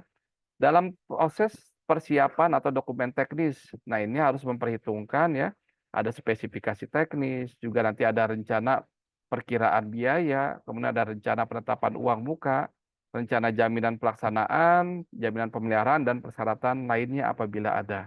Gitu. Jadi semua persyaratan di dalam proses apa namanya pekerjaan konstruksi, nah itu dimasukkan di dokumen kompetisi atau doktis. Berikutnya untuk pelaksanaannya juga hampir sama semua. Yang membedakan juga ini, dalam mini kompetisi konstruksi, penyedia wajib menawar seluruh item pekerjaannya. Kalau tadi kan enggak ya, boleh salah satu. Nah, kalau konstruksi kan nggak bisa setengah-setengah tuh. Tiang pancangnya satu ada yang ngerjain tiang pancang, satu ada yang ngerjain apa namanya bangunannya kan rumit tuh ya. Makanya untuk mini kompetisi pekerjaan konstruksi harus menawar seluruh produk. Nah, kemudian pembagiannya juga dibagi pembagian klasifikasi ya, dibagi atas kecil, menengah dan besar. Nah, itu yang membedakan. Nah, kemudian terakhir untuk pemeringkatan ya, nanti dihitung berdasarkan ada tambahan biaya nih. Jadi selain menawarkan harga barangnya atau harga pekerjaan, nanti ditambah input biaya mobilisasi dan biaya penerapan SMKK. Gitu ya. Jadi selain biaya, ada biaya mobilisasi dan biaya penerapan SMKK. Penyedia wajib menawar terhadap seluruh item pekerjaan, nggak boleh pilih-pilih. Jadi tidak ada multi winner dalam mini kompetisi pekerjaan konstruksi. Nah, berikutnya sama semua. Nah, yang membedakan lagi adalah ketika untuk penetapan pemenang. Jadi selain nah kita yang pertama adalah pemenuhan SKP. Jadi nanti perlu diklarif dulu penyedianya sebelum menentukan pemenang. SKP-nya masih memenuhi atau belum? Memenuhi atau tidak? Kalau memenuhi, lanjut lihat kesesuaian spesifikasi teknis. Kemudian jika ada penawaran harganya di bawah 80%, dilakukan juga evaluasi kewajaran harga. Kemudian barulah ketika sudah aman semua, tentukan pemenang berdasarkan harga terbaik. Demikian Pak Bowo, untuk pekerjaan konstruksi memang saya tidak terlalu fokus ya. Jadi memang karena ini masih apa ya, masih banyak penyesuaian yang perlu dilaksanakan. Tapi kalau misalkan baiknya sih kalau sekarang untuk lebih amannya, lebih safe-nya kita cobanya mungkin yang produk dulu ya, spesifikasi. Kalau sudah dapat ritmenya baru nanti bisa silakan dicoba untuk jika memang mau melaksanakan mini kompetisi untuk pekerjaan konstruksi. Demikian, Pak Bowo, saya kembalikan dulu ke Pak Bowo. Terima kasih. Assalamualaikum warahmatullahi wabarakatuh. Terima kasih untuk Bapak Babang Saputra yang telah menyampaikan materinya. secara rinci dan jelas sehingga menambah pemahaman kita mengenai mini kompetisi di e-procasing. Bapak Ibu semuanya, sekarang kita memasuki sesi kedua, yaitu sesi diskusi tanya jawab dengan ketentuan yaitu yang pertama lakukan raise hand, kemudian yang kedua menyebutkan identitasnya terlebih dahulu, dan yang ketiga mengajukan pertanyaan secara singkat dan jelas. Saya persilakan kepada peserta untuk bertanya. Yang pertama sepertinya ada Pak Rijal Azhari dari RSUD. Saya persilakan Pak Rijal. Terima kasih yang saya hormati Pak Bambang dan Pak Bowo dan semua rekan-rekan yang hadir dalam ini. Begini Pak Bambang, saya mau tanya nih. Cara sistem e-katalog ini, ya kan? Saya lihat ada kelemahannya Pak, ya kan? Pada saat e-katalog ini lokal, ya kan? Artinya ada mensreala yang kurang baik, yaitu apabila terjadi penyusunan di dalam etalase katalog oleh penyedia. Yang terjadi adalah bahwa, ya kan, pada saat barang itu ditayang, kita milih, ya kan, itu ada harga di pasar waktu kita referensi harga, mencari referensi harga, itu barang yang di etalase jauh lebih mahal, Pak. Ya kan? Dan ada dua yang harus kita pilih. Walaupun kita pilih yang paling murah, kan gitu kan? Itu yang terbaik. Nah, satu hal yang saya takutkan adalah ini kalau dilakukan audit oleh pihak eksternal, apakah ini akan muncul satu sistem kayaknya terjadi kemahalan harga? Itu satu, Pak. Ya kan? Nah, saya menyadari bahwa di dalam peraturan e-katalog itu di lampiran 2 huruf C nomor 2 itu semua tanggung jawab itu diserahkan kepada penyedia, Pak. Saya lihat huruf A sampai huruf AA, kalau nggak salah itu seluruh tanggung jawab dari penyedia. Nah, saya artinya gini, pasal itu pada saat adanya saya rubah kontraknya, perjanjiannya, saya masukkan sistem ada adendum, ada putus kontrak. Saya takut nanti antara terjadi hal-hal yang di luar itu, Pak, pada saat kita setelah terima surat pesanan. Maka saya buat sistem dibuat seperti kontrak baru lah, perjanjian baru. Salah satunya saya tambahkan adendum dan putus kontrak denda gitu, Pak. Pasal-pasal penting saya masukkan di situ. Nah, apabila salah satu pasal yang saya masukkan adalah tanggung jawab penyedia itu di lampiran 2 tadi, Pak, supaya berdasarkan hukum perdata 1.38 menyatakan perjanjian kedua belah pihak berlaku undang-undang bagi keduanya. Itu saya ikat itu, Pak, di dalam perjanjian tadi, Pak. Nah, saya perlu tanyakan, Pak, kekuatan hukum kita peraturan LKPP itu, Pak, apakah dia kuat mengikat setelah saya masukkan di 1.38? Anggaplah dia kuat mengikat, Pak. Yang saya ragukan lagi adalah pada saat PPK mencairkan artinya mengeluarkan biaya atau membayar, ya kan? Apakah dia terpengaruh dengan pasal 55 ikut serta? Itu yang saya bingung nantinya kan. Saya ragu kalau memang dalam purchasing ini itu dinyatakan tidak ada kemahalan dan nyatakan bahwa pasal itu semua tanggung jawab PPK, ya kan? Maka atas keraguan pasal 55 ikut serta karena PPK berhak mencairkan itu, saya kira satu hal yang baiklah, saya kira gitu, Pak. Artinya kita tidak terlibat di dalam pengadaan ini. Artinya memang kita karena konsep air purchasing-nya adalah memilih. Seolah kita berjalan di mall, kita pilih mana yang terbaik di antara kedua belah barang yang tersedia dengan aplikasi yang sama. Seperti itu, Pak. Nah, itu satu Pak pertanyaan saya. Nah, sedikit. Yang kedua adalah dengan adanya perubahan atau adendum, Pak, apakah barang yang di dalam waktu pengiriman tiba-tiba barang itu tidak ada dan ataupun ada tapi dia speknya sedikit turun dari yang pertama. Apakah saya boleh merubah barang itu tapi dengan harga survei? Artinya siapkan barang itu karena barang itu masih berguna bagi kami, masih bermanfaat, gitu kan, dan layak digunakan, tapi harganya pakai survei sehingga dipotong dari pembayaran terakhir. Saya kira itu Pak pertanyaan saya. Terima kasih sebelumnya Pak Bambang, Pak Bowo. Terima kasih. Wassalamualaikum warahmatullahi wabarakatuh. Salam. Pak Bambang, mungkin langsung direspon aja ya, Pak Bambang. Oke, baik, Pak Bowo. Terima kasih Pak Rizal, ini pertanyaan yang menarik ya, sambil ngeri-ngeri sedap ya Pak ya. Siap, siap Pak. Iya Pak, benar. Apalagi yang menjalankan ya Pak Rizal ya. Oke, Pasti Pak. baik ya Pak Rizal. Jadi pertanyaan pertama nih untuk harga katalog ya di apa namanya di katalog lokal lah khususnya gitu ya. Ya, Nah, karena ada katalog lokal itu Pak. betul. Jika nanti misalkan ditemukan harga di katalog lokal ternyata lebih mahal, nah ini potensinya seperti apa nih? Apakah Betul jadi Pak. ketika diaudit akan masuk ke kemahalan ya atau seperti apa gitu ya? Baik Pak Rizal. Jadi pada dasarnya Siap. kan tadi ya untuk melaksanakan proses purchasing ini anggaplah ini saya asumsinya kita menggunakan metode yang negosiasi lah gitu ya. Nah, Ya, ya benar. ini kan PPK sebetulnya kalau untuk mau belanja boleh di mana saja ya. Boleh di lokal, boleh di sektoral, atau di produk nasional. Kecuali memang untuk etalase-etalase khusus.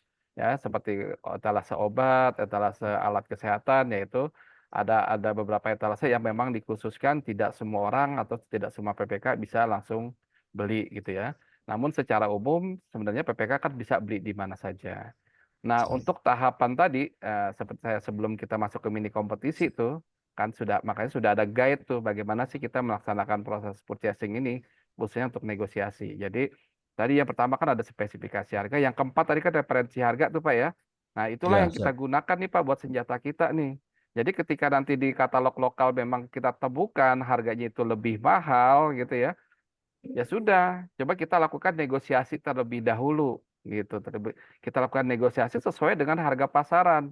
Ya syukur-syukur dengan jumlah yang banyak ya harganya bisa lebih turun.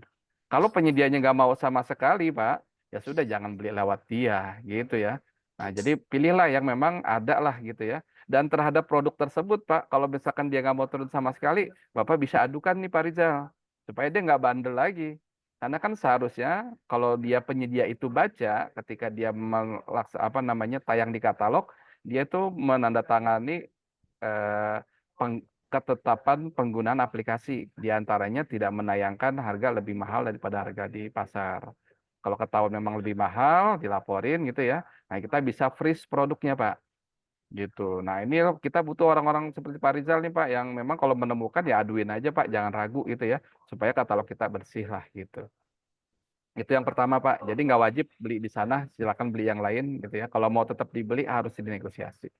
Nah, itu fungsinya melakukan pengumpulan referensi harga. Referensi harga bisa dari macam-macam, bisa dari katalog juga, bisa dari katalog sebelah, bisa dari Tokopedia, dari Blibli, dari referensi apa namanya, surat penawaran dan seterusnya kita bisa gunakan itu. Nah, kemudian pertanyaan kedua tentang ini tanggung jawab penyedia perubahan klausul di dalam kontrak ya Pak ya. Ini keren Ya, banget Pak Rizal. Memang betul Pak. Jadi di Perda 9 itu mengatur tentang kewajiban penyedia gitu kan Pak ya. Nah, betul. masalahnya penyedia kira-kira baca nggak di Perda 9 gitu ya. Ya, menurut yang saya tahu dan kebiasaan kita yang menjadi tadi Bapak juga menanya kekuatan hukumnya gitu ya. Nah, yang menjadi kekuatan hukum ketika berkontrak sebenarnya pertama ya kontrak itu sendiri gitu ya. Jadi ketika Bapak apa nih memindahkan atau apa ya mengutip lah ya pasal di Perlem 9 itu tentang kewajiban kemudian Bapak sampaikan di kontrak katalog, nah itu keren banget Pak. Malah bagus gitu ya. Sehingga penyedia pun sudah aware mereka punya kewajiban seperti ini. Nah, template surat pesanan yang ada di aplikasi katalog itu bukan template mutlak gitu ya jadi silakan Bapak Ibu yang ada di sini yang hadir saat ini jika memang punya template sendiri yang dirasa lebih cocok, lebih pas, ya monggo itu saja digunakan. Yang penting tetap kaidah-kaidahnya, aturan-aturan mainnya tidak keluar dari pakem peraturan yang ada, ya baik Perpres, Perlem maupun yang lainnya dan turunan lainnya, gitu ya. Jadi ketika memang ada kebutuhan mau dicantumkan di klausul, selama tidak melanggar dari ketentuan peraturan tentang pengadaan barang jasa, aman-aman saja seharusnya. Gitu Pak, malah lebih baik karena itu yang nanti akan mengikat kedua belah pihak tuh. Jadi kontrak itulah gitu ya. Jadi Ya, penyedia Pak. kan nggak mungkin baca lah rasanya kalau perlem lah ya, gitu. Ya, pasti, Pak. Nah Ada kemudian, satu ya, dikit, Pak. Yang tadi referensi harga itu ada kelemahan di aturan LKPP, Pak, menurut saya, Pak. mm-mm. Gimana tuh Di Pak? situ referensi harga disusun dengan sumber data sebagai berikut. Oh yang Nah, empat sih ya. Heeh. ya, A, mencari produk dengan harga terbaik yang tercantum pada katalog elektronik Iya, iya, sesuai dengan spesifikasi teknis yang dibutuhkan dengan iya, memperhatikan ketentuan terkait PDN, ya kan, dan prioritas menggunakan produk dari penyedia dengan kualifikasi usaha kecil serta koperasi. iya. Artinya, Pak, ya kan, kita Mm-mm. tidak menyalahi dalam memilih dua produk itu, Pak, walaupun kenyataannya dia lebih mahal dari harga Iya. yang ada di pasaran, Pak, karena di sini Oke. dia mengikat seperti itu, Pak. Atau yang ketiga, Pak, informasi biaya harga satuan yang dipublikasikan secara resmi oleh kementerian, lembaga, dan pemerintah daerah. Mm-mm. Artinya harga itu kan sering mahal, kita tahu, Pak. Ingat saya Mm-mm. itu sih. Ya kan? Mm-mm. Artinya kalau toh dia harga yang kita pilih lebih murah dari harga yang dipublikasikan oleh Pemda, Mm-mm. artinya juga kita tidak menyalahi aturan dalam pemilihan di dalam etalase Mm-mm. e-katalog. Seperti itu, Pak, pendapat saya. Gimana kira-kira, Oke, Pak? baik. Tadi. Jadi kalau yang tadi pertama, Pak, untuk apa namanya referensi TKDN gitu ya, Pak ya. Misalkan nanti, Siap. nah balik lagi nih Pak ke teman-temannya tentang aturan TKDN. Di antaranya kan tadi tuh ketika nilainya di atas 1 miliar, maka bisa dilakukan preferensi harga ya Pak ya, Benar, HEA. Pak. Jadi nanti Bapak tinggal bandingkan saja HEA aja secara manual dihitung. Kira-kira dia kalau kita kasih misalkan preferensi 15% atau 25%, dia masih lebih mahal dari situ nggak? Kalau dia misalkan dengan kepemilikan TKDN-nya menjadi lebih apa namanya lebih mahal tapi masih di bawah preferensi 25%, ya monggo aja masih bisa. Itu kalau di atas 1 miliar Pak. Itu jadi buat justifikasi Bapak tuh.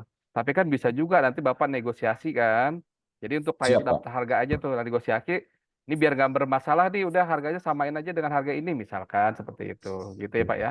Itu Ya, satu. Kemudian ya. untuk yang apa referensi. Nah, kalau referensi itu sebenarnya digunakan untuk yang kaitannya dengan SBM, Pak. Misalkan mau beli harga hotel gitu ya, mau pesan hotel, pesawat dan lain-lain kan sudah ada yang publish itu ya, atau nanti Ya. apa namanya UMR kan sudah publish juga tuh Pak untuk jasa keamanan dan lain-lain gitu ya. Jadi kalau misalnya masih memenuhi itu sih nggak masalah gitu Pak. Yang penting Bapak udah punya kuat pegangannya. Kalau ketika disangka lebih mahal kan sudah ada aturannya nih, publish rate-nya segini. Nah, itu yang Bapak pegang nanti Pak Rizal. Begitu Pak. Oh, siap, Pak. Siap. Ya. Kemudian terakhir Oke. tadi satu lagi tentang adendum ya, untuk Ya, spesifikasi Pak. lebih rendah ya. Nah, ini Ya, Pak. kalau saya begini Pak, kita balik lagi bagaimana Bapak menuliskan apa saja sih yang boleh diadendum gitu ya. Kalau diadendum kan kalau di template cuma masalah jadwal ya. Tapi kalau memang ada hal lain yang perlu dilakukan di adendum, kira-kira ada administrasi yang mau mau dicantumkan juga nggak apa-apa. Tapi hati-hati tentang barang nggak ada ini Pak. Apakah barang ini apa namanya kan barangnya tadi discontinue. Nah pada saat si penyedia sudah sanggup memenuhi, seharusnya tidak ada alasan lagi barang itu tidak ada nih tiba-tiba gitu ya. Seharusnya nggak ada lagi. Jadi ketika dia ganti spesifikasi, kalau saran saya jangan dirubah, Pak.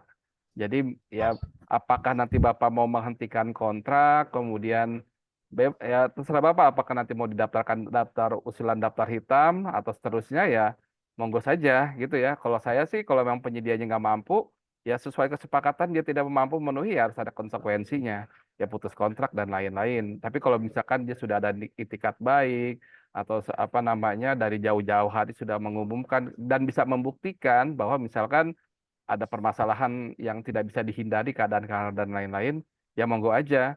Jadi yang produk tersebut ya kita batalkan, jadi di adendum saja untuk produk tersebut, tapi nanti pesan lagi aja Pak, baru jangan jangan mengganti produk Pak, tapi pesan aja bikin paket baru aja. Karena kan katalog ya Pak ya, gampang kan ya Ya, ya, purchasing. Jadi manfaatkan itu saja. Itulah kelebihan dari fleksibilitas katalog. Gitu. Jadi jangan oh, langsung pakai kotak sekarang, spek di under spec gitu ya. Nah, itu malah masalah nanti Pak. Jadi mendingan itu di addendum, tidak ada produknya yang dikirim untuk produk itu ya. Batalin, kemudian ganti aja apa pesan lagi baru. Gitu lebih aman Pak. Kak Rizal. siap, siap Pak. Terima kasih Pak Bambang dengan Pak Bowo Sama-sama Pak Rizal. pencerahannya. Mudah-mudahan bisa mencerahkan ya Pak. Amin Pak. Silakan Pak Bowo.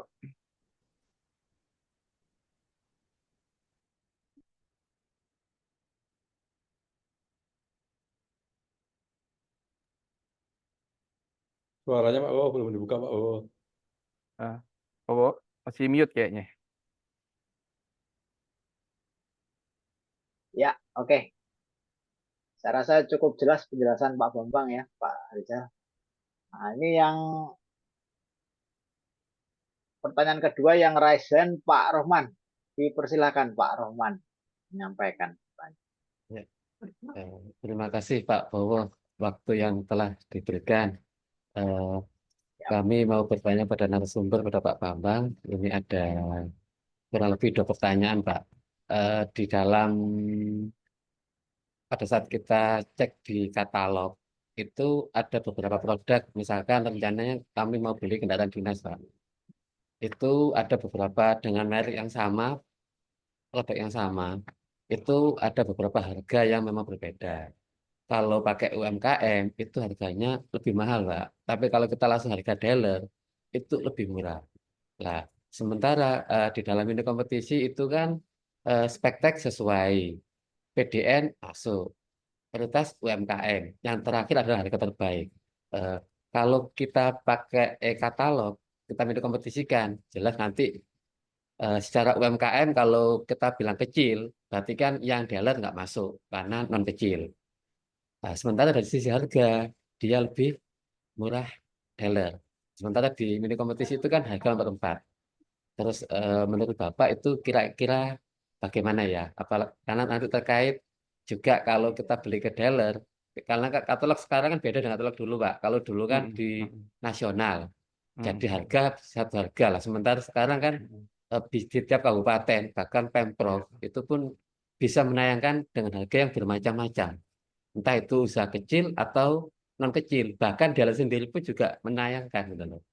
mm. Artinya kalau kita pakai harga terbaik ya jelas harga dealer atau Pak Muji kan ya sudah itu aja. Tapi kan dari sisi keamanan karena beberapa kemarin kami juga ada beda pendapat, karena kalau nilainya kurang dari 15 M diutamakan UMKM, sementara yang bisa memenuhi produk mobil itu kan jelas dealer non UMKM gitu loh. Iya. Itu yang pertama Pak. Yang kedua, dalam ini kompetisi pekerjaan konstruksi, mengapa dalam pemilihan calon pemenang tidak ada HIA, Pak, untuk katalog konstruksi, Pak? Berbeda dengan untuk kompetisi spektek. Barangkali bisa dikasih tanggapan, Pak. Terima kasih. Oke, baik Pak Rahmat, langsung jawab aja ya Pak Bowo ya. Baik Pak Rohman, Ya, Pak. nah ini memang agak tricky ya Pak ya untuk kendaraan dinas ya. Kalau saya sih gini aja Pak, coba dilihat memang kalau apa namanya kan kalau secara prioritas betul ya Pak ya dari spesifikasi, kemudian prioritas usaha apa namanya TKDN, kemudian usaha kecil ya. Apalagi ada preferensi kalau di bawah 15 miliar itu masih untuk usaha kecil. Nah, kita perlu dilihat nih Pak, saya kurang tahu nih apakah nanti memang si usaha kecil ini apakah dia reseller atau seperti apa? Baiknya sih kalau saya ya, seperti yang pernah saya laksanakan juga, Pak. Nah, ini saya komunikasikan dulu nih dengan apa namanya, dengan prinsipal, Pak, dengan prinsipal gitu ya. Kira-kira saya bisa nggak sih beli dari reseller, misalkan gitu ya, atau memang lewat eh, apa namanya tuh? Partner resmi gitu Pak ya, partner resmi. Kan contohnya kalau dalam hal ini mungkin ya dealer gitu ya Pak ya. Jadi komunikasikan saja dulu dengan apa namanya, dengan prinsipalnya kita bisa undang Pak gitu ya.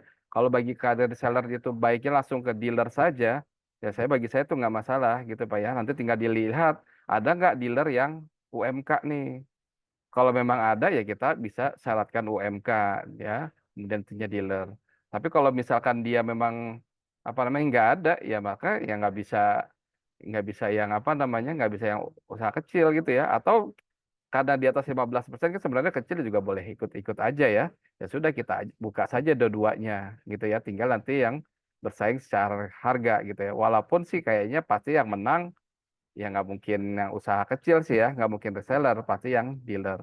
Oleh karena itu makanya Pak kita agak repot juga kalau misalkan kita ya kita gunakan pihak lain lah Pak ya, kita gunakan cari justifikasi.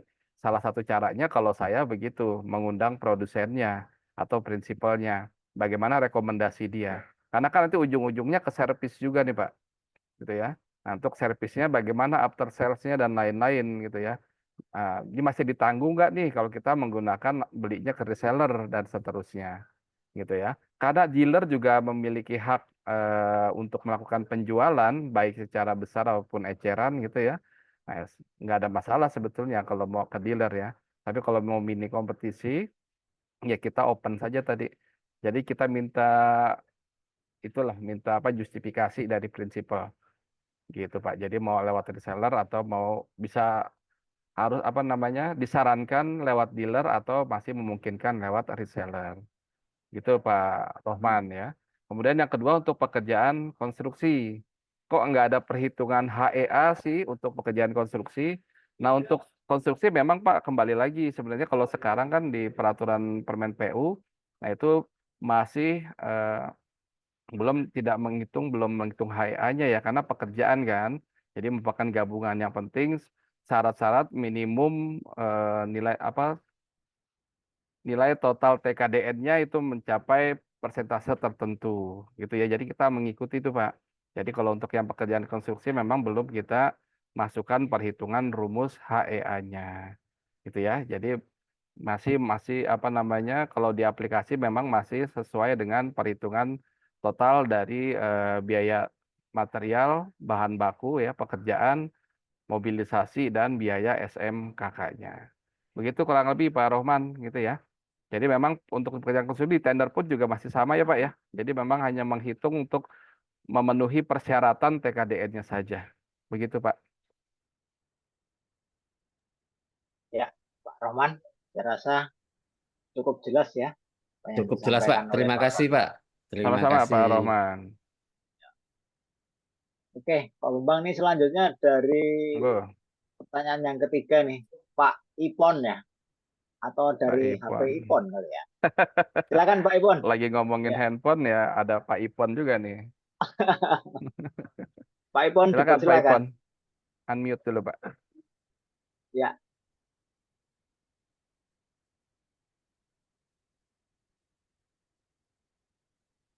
di unmute Pak.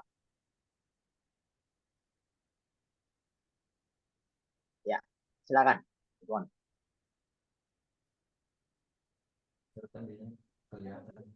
Assalamualaikum Pak. Waalaikumsalam warahmatullahi Ya, wabarakatuh. Waalaikumsalam.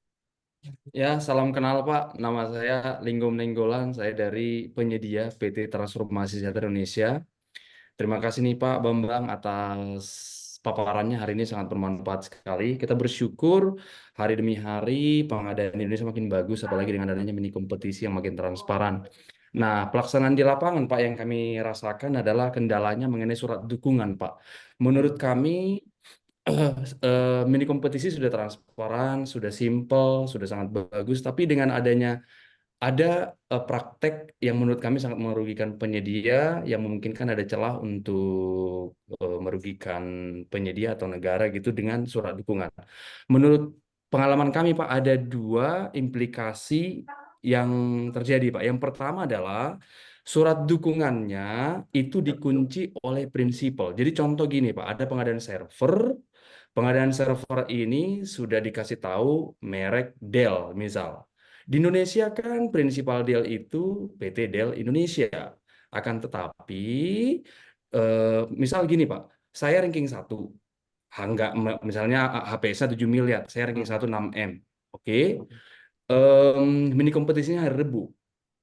Lalu besoknya harus membuat kualifikasi. Oke. Lalu surat dukungan saya minta ke Dell nggak bisa nggak dikasih Pak. Hari Kamis sore udah langsung di purchasing yang ranking 7 Pak, yang harganya 6,9 M. Karena menurut informasi yang ranking 7 ini mendapatkan surat dukungan. Nah, kita ribut tuh dengan Dell, nggak dikasih surat dukungannya, Pak. Dengan kata lain, Pak, hal ini jadi merugikan negara, Pak. Artinya, Pak, saya aja dengan harga 6M udah ada margin saya, apalagi dia yang 6,9M. Itu yang pertama, Pak, praktek surat dukungannya. Yang kedua, Pak, adalah contoh pengadaan ambulan, Pak. Pengadaan ambulan langsung ditentukan di situ TKDN karoseri merek A. Karoseri merek A. Sementara Pak di Indonesia yang membuat ambulan itu ada misal 50 perusahaan, 50 karoseri. Dengan kata lain Pak, PTA ini Pak akan di atas angin Pak. Dia tidak akan mau memberikan surat dukungan kepada kita. Singkat cerita Pak, kemarin pengadaan ambulan ada anggaran 10 miliar Pak. Harga kita 7M Pak. Yang dimenangin 9,9 M Pak. Iya kan? Karena apa? Surat dukungan kita bukan dari dia karena dia nggak ngasih Pak. Jadi menurut saya Pak, ini yang saat ini praktek memberikan surat dukungan Pak, yang menurut saya ini sangat merugikan negara dan sangat merugikan penyedia. Mohon arahannya Pak untuk hal ini supaya hal ini bisa menjadi masukan gitu loh Pak. Baru Pak, yang ketiga, kalau pada saat seperti ini Pak masih ada case-case yang bisa merugikan kami penyedia, kami mengadunya kepada siapa Pak yang bisa pada saat itu bisa kami mendapatkan pertolongan kira-kira gitu. Karena memang mini kompetisi hari ini pagi pagi tayang, malam penutupan upload, baru besok udah pembuktian kualifikasi. Ini waktunya sangat singkat Pak. Jadi ada call centernya atau apa gitu. Terima kasih Pak Obang. Selamat siang. Oke, baik. Terima kasih Oke, Pak. silakan. Dengeran ya. Oke.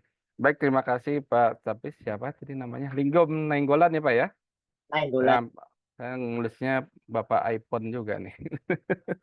Pak Linggom Nainggolan ya. Oke, terima kasih Pak. Ya, ini menarik nih tentang surat dukungan. Ya, sebelumnya saya mau tanya dulu nih Pak Nainggolan ya. Ketika terjadi proses mini kompetisi, kemudian Bapak juga sudah melihat itu mungkin pagu anggarannya gitu ya Pak ya, berapa ya. Kemudian ada produknya juga. Nah, bagaimana Bapak menentukan harga untuk menawar nih Pak? Kalau misalkan Bapak belum memiliki surat penawaran, surat dukungan gitu ya, anggapnya ya. Bapak belum mendapatkan surat dukungan, apalagi apa namanya dari prinsipal atau dari distributor utama lah gitu ya. Dari mana Bapak bisa mengeluarkan dasar harganya nih Pak untuk melakukan penawaran nih Pak? Oh, sangat mudah, Pak. Karena kan kita Gimana nih Pak? udah ada histori, Pak. Jadi memang kita Hmm, pemain IT, jadi harga barang hmm, itu kita udah tahu, Pak. hmm. Dia Gitu. sudah tahu harga di itunya ya Pak ya. Nah itu bisa Bapak bisa membuktikan itu Pak ya? Bisa sekali, Pak. Bisa sekali. Oke. Ya artinya kan ketika Bapak apa namanya punya dasar lah untuk mengeluarkan harga tersebut gitu ya Pak ya. Nah sebenarnya Ya, sih gini betul. Pak, kalau bagi kita ya para pembeli lah gitu ya PPK atau PP, memang surat dukungan ini menjadi penting nih Pak bagi kita gitu ya. Karena ini untuk memastikan bahwa ketika nanti kita sudah beli, after sales-nya kita ini terjaga gitu. Nih after sales-nya kita nih yang terjaga. Jadi ketika ada permasalahan ya memang bisa dijamin bahwa si perusahaan ini akan mendapat dukungan terhadap support yang akan kita laksanakan. Apalagi kalau nilainya kan juga di IT nggak kecil ya Pak ya. Pasti nilainya lumayan lah, udah miliaran-miliaran kan. Kalau ketika nanti ada apa namanya ada permasalahan dan lain-lain, kalau tidak ada surat dukungan pasti jadi masalah. Ya tinggal memang pelaksanaannya nih Pak, bagaimana proses apa namanya ya implementasi surat dukungannya gitu. Nah Ya, kalau betul. saya kebetulan saya pernah Pak melakukan proses apa namanya pembelian IT lah ya yang saya pun melaksanakan apa namanya meminta surat dukungan. Nah namun surat dukungan itu tidak saya ikat bahwa ketika mini kompetisi harus ada surat dukungannya Pak. Kalau saya memang saya meminta surat dukungan pada nanti Pak sebelum penandatanganan kontrak gitu. Jadi ketika saya sudah apa namanya misalkan nih saya mini kompetisi 1 hari atau 2 hari atau 3 hari lah gitu ya. Nah silakan aja menawarkan, tapi saya syaratkan memang harus punya surat dukungan. Nah ketika nanti ada pemeringkatan, saya akan melakukan proses pembuktian Pak klarifikasi. Memang saya akan klarifikasi kembali. Nah sudah punya belum surat dukungannya? Berapa lama bisa ngurusnya?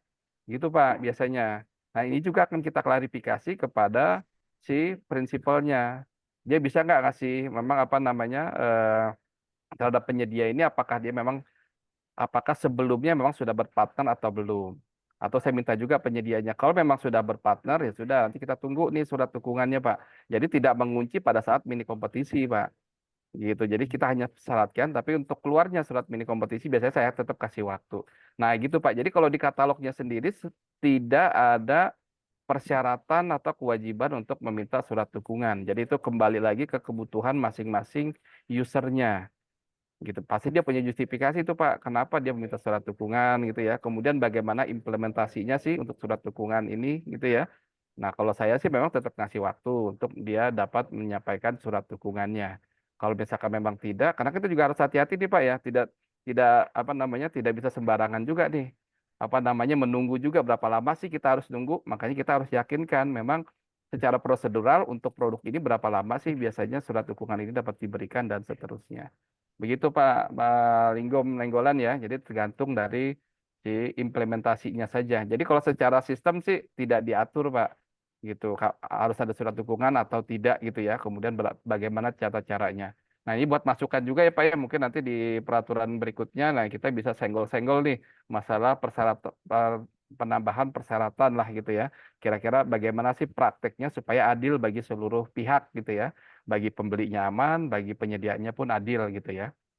Nah, kemudian untuk pengaduan ya kalau sekarang karena memang tidak diatur Pak ya, kalau untuk mengadukan proses ya nanti bisa aja bersurat ke LKPP gitu ya Pak ya, bagian apa namanya advokasi permasalahan hukum. Nah, monggo aja lewat sana atau misalkan kalau apa namanya kalau untuk mini kompetisinya ke Direktorat Pasar Digital Pengadaan juga monggo saja untuk memberikan masukan misalkan pengembangan aplikasi dan seterusnya. Mungkin begitu dulu Pak Lenggolan.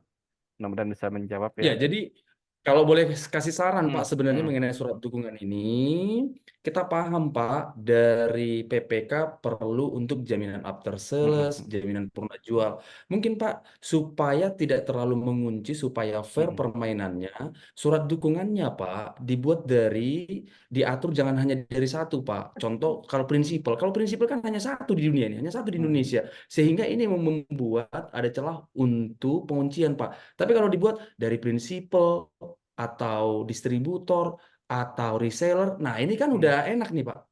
Dari mana Ya, dari ketiga ini boleh. Nah, kita permainan fair play gitu loh Pak. Itu masukan saya sih Pak. oke. Gitu Pak. Baik Pak, terima kasih Pak Lenggolan.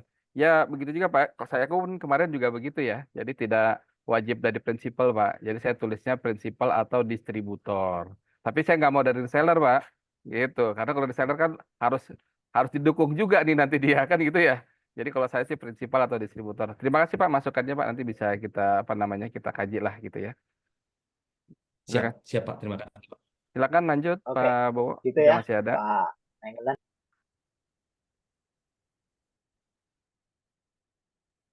Sebetulnya nih waktunya sudah habis sih Pak. Cuma masih ada satu yang resen nih Pak Oh Ari ya, ya. boleh Pak, biar puas Nah, Pak. kita selesaikan aja ya sekalian Siap. ya. Oke, kepada Pak Ari, dipersilakan Pak Ari menyampaikan uh, Terima kasih Pak semua. pertanyaannya.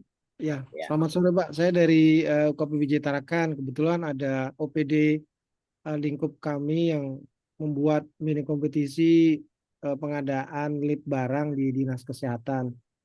Ya, waktu saat membuat sudah beberapa kali mereka buat. Memang biasa baru awal, belum pernah ikut BIMTEK juga, jadi ada beberapa kesalahan. Ya, mau tanya Pak, di LKPP memang saat buat paket terjadi perbedaan waktu di dokumen mini kompetisi terkait waktu pelaksanaannya dengan yang dibuat paket itu yang saya tampilkan Nah, di iya, saya iya. atas akhir serah terima. Nah, itu nggak sama gitu. Jadi ternyata itu cuma sebulan. Sebenarnya di dokumennya itu 4 bulan. Nah, apakah ini nanti diulang atau bagaimana? Saya mohon saran. Terus waktu buat paket itu Pak seharusnya ada contengan Mm-mm. sehingga yang mini kompetisi kami ini produk yang ditawarkan tidak wajib memiliki verified produk. Tapi syukur ada Mm-mm. 10 penawaran. Mm-mm. Memang kami tidak membatasi siapapun jadi masuk. Cuma mohon saran aja ke depannya bisakah itu klarifikasi atau verifikasinya seperti kita saat tender. Jadi mengundang by system tidak manual atau ke email mereka gitu untuk mempermudah dalam saat evaluasi. mini kompetisi, Pak. Saya kira itu aja, Pak. Terima kasih. Mohon izin, Pak. Oke, Oke, baik. Terima silakan kasih Pak. Pak siapa nih? Pak Ari ya. Pak Ari. Oke, baik Pak Ari. Jadi sudah melakukan proses mini kompetisi, ya kemudian ada kesalahan ya Pak ya. Nah, itu ada tanggal apa tuh tadi tuh? Tanggal pengiriman ya, batas akhir pengiriman. Nah, kalau saya Pak memang kalau apa namanya di mini kompetisi kan kita sebutkan tuh spesifikasi, kemudian persyaratan dan lain-lain. Nah, di batas pengiriman juga sebetulnya bisa definisikan sebagai persyaratan dari dokumen teknis tuh, Pak. Nah, yang di mana batas pengiriman juga pasti akan mempengaruhi dari harga penawaran. Jadi ketika nanti mungkin batas akhirnya berubah, bisa jadi penawaran juga akan berubah, Pak. Ada konsekuensi ke sana. Jadi baiknya kalau seperti itu, nah ini bisa dibatalin dahulu, Pak. Jadi disesuaikan saja, diperbaiki. Dengan alasan ada kesalahan dalam dokumen kompetisi atau persyaratan teknis atau persyaratannya lah seperti itu. Supaya fair, Pak. Nanti penyedia yang lainnya pun jika dengan waktu yang ditentukan, ya siapa tahu jadi mampu ya Pak ya, bisa memberikan harga yang lebih baik dan seterusnya. Begitu Pak Ari untuk yang pertama. Kemudian yang kedua untuk masukannya, terima kasih Pak. Jadi memang ketika eh, apa ya, dalam melakukan penetapan pemenang kita boleh juga Pak melakukan proses klarifikasi tadi kan ya. Boleh klarifikasi, kemudian kita bisa apalagi tadi Bapak tidak centang yang verified produknya ya, padahal yang diharapkan dapat verified produk kan. Nah, nggak apa-apa nanti kita klarifikasi. Kalau memang produknya bisa apa namanya, dia memang memiliki produknya sudah sesuai dengan kebutuhan Bapak ya lanjut saja. Jadi gunakan saja fitur apa namanya, bukan fitur ya, ketentuan tentang klarifikasi ini gitu. Kemudian juga nanti kalau di aplikasi memang belum ada ya Pak ya, baru ada fitur apa tuh namanya, diskusi produk ya, diskusi produk dan chat saja lewat menu detail paket ya, itu pun tapi harus sudah jadi paketnya kan. Jadi harus sudah tetapkan pemenang. Jadi hanya bisa menggunakan fitur apa, diskusi produk ya Pak ya. Kalau dulu sih memang di katalog bisa kelihatan nomor telepon penyedianya ya, jadi bisa kita undang dan seterusnya. Sekarang memang tidak ada lagi sih. Baik Pak, nanti saya akan buat masukan ya, jadi supaya undangannya bisa dilakukan lewat aplikasi ya Pak ya, sama kayak SPSE lah gitu. Nanti saya akan masukkan apa namanya, sampaikan ke tim terkait. Terima kasih Pak Ari masukannya. Ya, Pak Agri, saya rasa begitu ya penjelasan dari Pak Bambang. Oke, ini ada satu lagi nih Pak dari Pokmil Muratara nih. Bagaimana? Lanjut Monggo Pak saya ya. terserah Pak, Bentar. Pak Satu, Bowo. Ikut satu Pak lagi Bowo aja nih aja. Pak. Terakhir ini ya, terakhir ya mungkin ya, gitu ya. Oke, Ya, monggo monggo. silakan Pak dari Pokmil Muratara ya Bapak ya. Silakan Pak. Baik, Apa yang Pak. mau ditanya? Terima kasih Pak atas kesempatannya Pak. Gini Pak, ini saya kan PPK Pak, juga pejabat pengadaan di sini Pak. Yang pernah jadi hambatan nih Pak, saya sebagai PPK, eh, terkadang ada item yang kita pesan itu tidak dapat dipenuhi Pak. Dapat dipenuhi sama sekali oleh penyedia. Yang mana jika dipenuhi Pak, walaupun sedikit masih bisa kita adendum Pak di sistem. Nah ini mereka eh, sudah kasih pernyataan Pak bahwa barangnya tidak kosong ini. Ini pengadaan obat Pak. Jadi saya terkendala ketika akan melakukan adendum di e-purchasing Pak. Tidak bisa Pak, tidak mengizinkan sistem jumlahnya nol. Jadi terpaksa selama ini saya tidak melakukan addendum di sistem, cuma melakukan addendum di luar, Pak. Cuma membuat kontrak addendum, surat pesanan addendum, tapi tidak ditindaklanjuti di sistem karena sistem tidak mendukung, Pak. Mohon ini, Pak. Gimana, Pak, ini yang Oke, saya lakukan sama ini, Pak. Makasih, Pak Bambang. ya. Ya baik, terima kasih Pak. Siapa nih Bapak siapa Pak? Pak Pokmil nih. Oh ya, Pak Yopi, Pak. Pak Yopi ya. Oke, baik. Ya, Yopi. Pak Yopi ya. Jadi memang di sistem belum nggak bisa nulis nol ya Pak ya. Ya, Pak. Oke, baik. Ya, jadi seperti tadi Pak Rizal juga sampaikan ya Pak ya, Kalau misalkan Iya, Pak. produknya dikit sih nggak masalah. Ini produknya banyak tapi yang nggak bisa satu gitu Pak ya. Sedangkan di sistem belum bisa memfasilitasi gitu ya Pak. Iya, satu pun. Oke, baik. Ya sudah betul. Jadi Iya, Pak. kalau memang seperti itu ya kalau aplikasinya belum bisa ya lakukan saja Pak minimum dari apa namanya dokumen aslinya gitu Pak ya. Dokumen tanda tangan basahnya sudah dilaksanakan di sana. Jadi mungkin nanti itemnya tidak jadi dieksekusi kan dan seterusnya. Nah, ini bukan masalah apa namanya ya tinggal nanti apakah nantinya masuk apa namanya ya cuma masih bisa diterima atau enggak kan alasannya saya kembalikan lagi nanti dari tim PPK ya Pak ya seperti itu ya. Tapi betul Pak yang sudah dilaksanakan kalau memang di aplikasinya tidak bisa nulis nol ya minimum di dokumennya Pak. Karena di dokumen itulah yang nanti harus dipertanggungjawabkan gitu Pak ya. Jadi adendumnya lewat sana saja. Jangan lupa di apa namanya di bagian adendum juga sebelum sebelum bikin kan kalau yang di template hanya masalah jadwal ya Pak ya. Jadi kalau bisa ya apa namanya selain jadwal yang bisa merubah melakukan yang bisa dilakukan adendum terhadap kontrak juga terhadap satuan apa namanya jumlah atau kuantitas barang juga Pak supaya aman juga gitu. Mungkin gitu dulu Pak Maria. Oke, Nanti saya akan demikian ya. coba sampaikan ya Pak ya Iya, ke tim teknis ya supaya nanti bisa Iya, Pak. masukin Ini nol juga ya. dampaknya, iya, Iya, paketnya tidak betul. bisa diselesaikan, Pak. Tidak sampai penilaian ini, Pak. Penyedia, jadi tidak bisa Oke. nih, Pak. Karena tidak bisa adendum nih, Pak. Oke. Baik, siap kalau begitu. ya. Oke, Pak. Oke, Makasih, Pak. ya. Makasih Pak Yopi sama-sama. Sebetulnya di kolom chat ini banyak juga sih Pak Bambang ya. Cuma mungkin ada satu yang menarik ini. Tapi barangkali satu ini aja sih Pak ya. Mungkin yang sisanya nanti mungkin bisa kita jawab untuk kita share di grup WA kali ya. Ini dari Bu Kris, PPK RSST Klaten.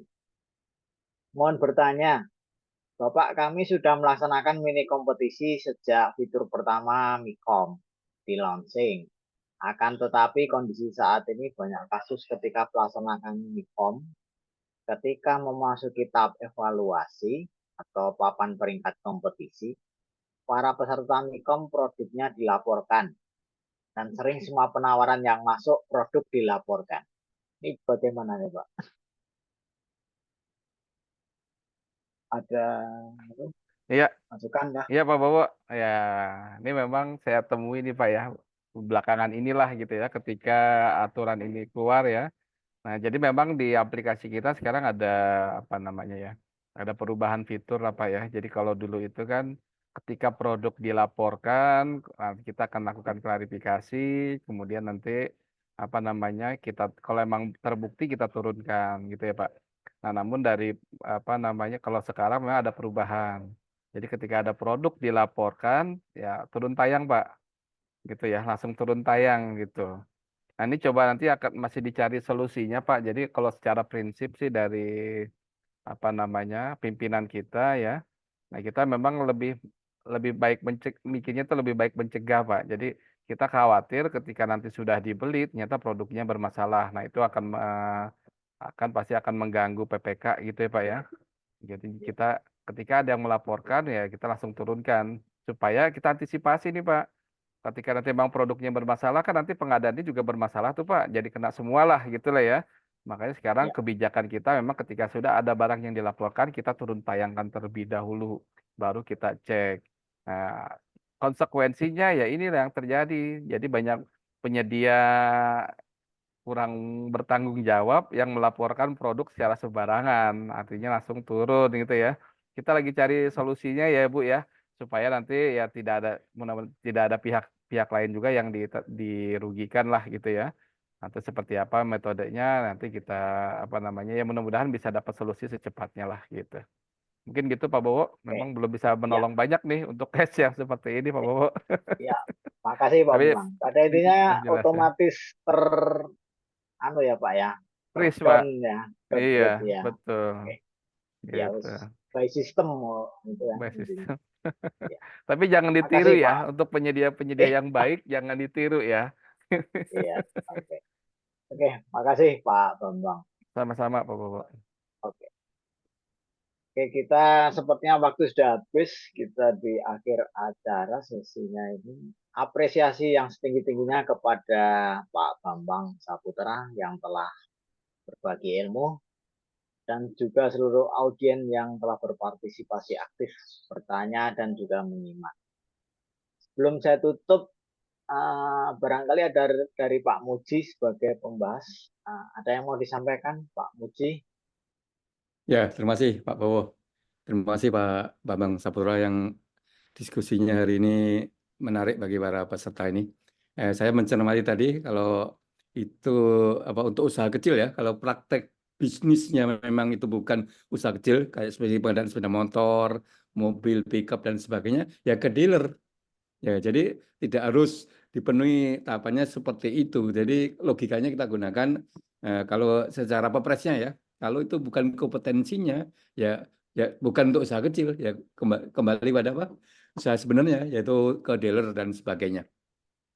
Berikutnya saya sepakat bahwa surat dukungan itu sebenarnya bukan disyaratkan untuk di tender atau di mini kompetisi, itu bagian dari nanti yang harus dipenuhi dalam pelaksanaan kontrak sehingga persaingannya harus fair. Kalau Bapak tidak sepakat hal ini bisa mengadukan pada inspektoratnya, bisa juga nanti mengadukan pada LKPP.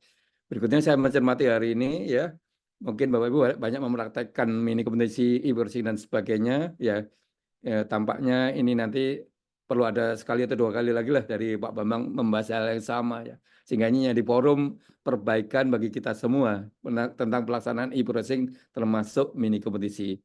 Berikutnya tadi mengenai adendum ya, yang harus dilaksanakan sebenarnya adendum final ya, adendum final itu kelihatannya belum diwadahi ya. Kalau belum diwadahi di luar sistem lah sebagai hal yang bisa mendokumentasikan apa yang kita lakukan, sehingga nanti kalau diperiksa kita tinggal lihat dokumen-dokumen yang pernah kita lakukan. Mungkin masukan hari ini ya bisa dibawa oleh Pak Bambang ke forumnya LKPP untuk tindak lanjut perbaikannya. Saya ucapkan terima kasih pada Pak Bambang dan saya berharap masih bisa ada sesi ini berikutnya dengan tema-tema yang masih sama menurut saya.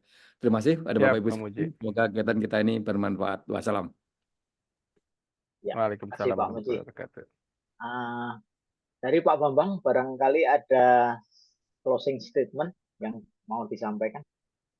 Oke, baik Pak Bowo, Bapak Ibu sekalian. Jadi inilah ya metode purchasing kita, semakin ke depan semakin banyak yang menggunakan, juga mungkin trendingnya dari tender juga mungkin nanti akan berubah, bergeser juga ke arah katalog, apalagi nanti di rencana perubahan Perpres kedua sudah ada jasa konsultansi juga ya masuk ke katalog. Jadi jangan digunakan ini sebagai apa ya hambatan, tapi anggap ini sebagai alternatif ya, kebebasan, fleksibilitas kita, semakin banyak pilihan metode cara yang bisa kita gunakan untuk proses pengadaan barang jasa. Nah, ini silakan dimanfaatkan dengan seluas-luasnya dan sebaik-baiknya dan sebenar-benarnya. Kita jaga sama-sama, semoga yang mudah tetap mudah, semakin cepat, dan kita jaga keakuntabilitasnya. Jangan sampai kita mundur lagi ya, karena ada penggunaan yang kurang pas terhadap aplikasi ini, ada yang memanfaatkan untuk tujuan yang kurang baik, akhirnya aplikasi ini kita kembali lagi nanti ke zaman batu ya, masih menggunakan tender dan lain-lain lah gitu. Kita jaga bersama. Terima kasih banyak untuk perhatiannya. Mohon maaf jika ada kekurangan. Terima kasih Pak Muji. Insya Allah jika memang masih dibutuhkan nanti kita bisa berjumpa lagi. Terima kasih banyak. Assalamualaikum warahmatullahi Ya, wabarakatuh. sih juga Pak Bambang. Bapak Ibu sekalian, demikianlah acara webinar kali ini yang membahas mini kompetisi di e-browsing. Akhir kata, saya selaku moderator undur diri. Wabillahi taufiq wal hidayah. Wassalamualaikum warahmatullahi wabarakatuh. Waalaikumsalam.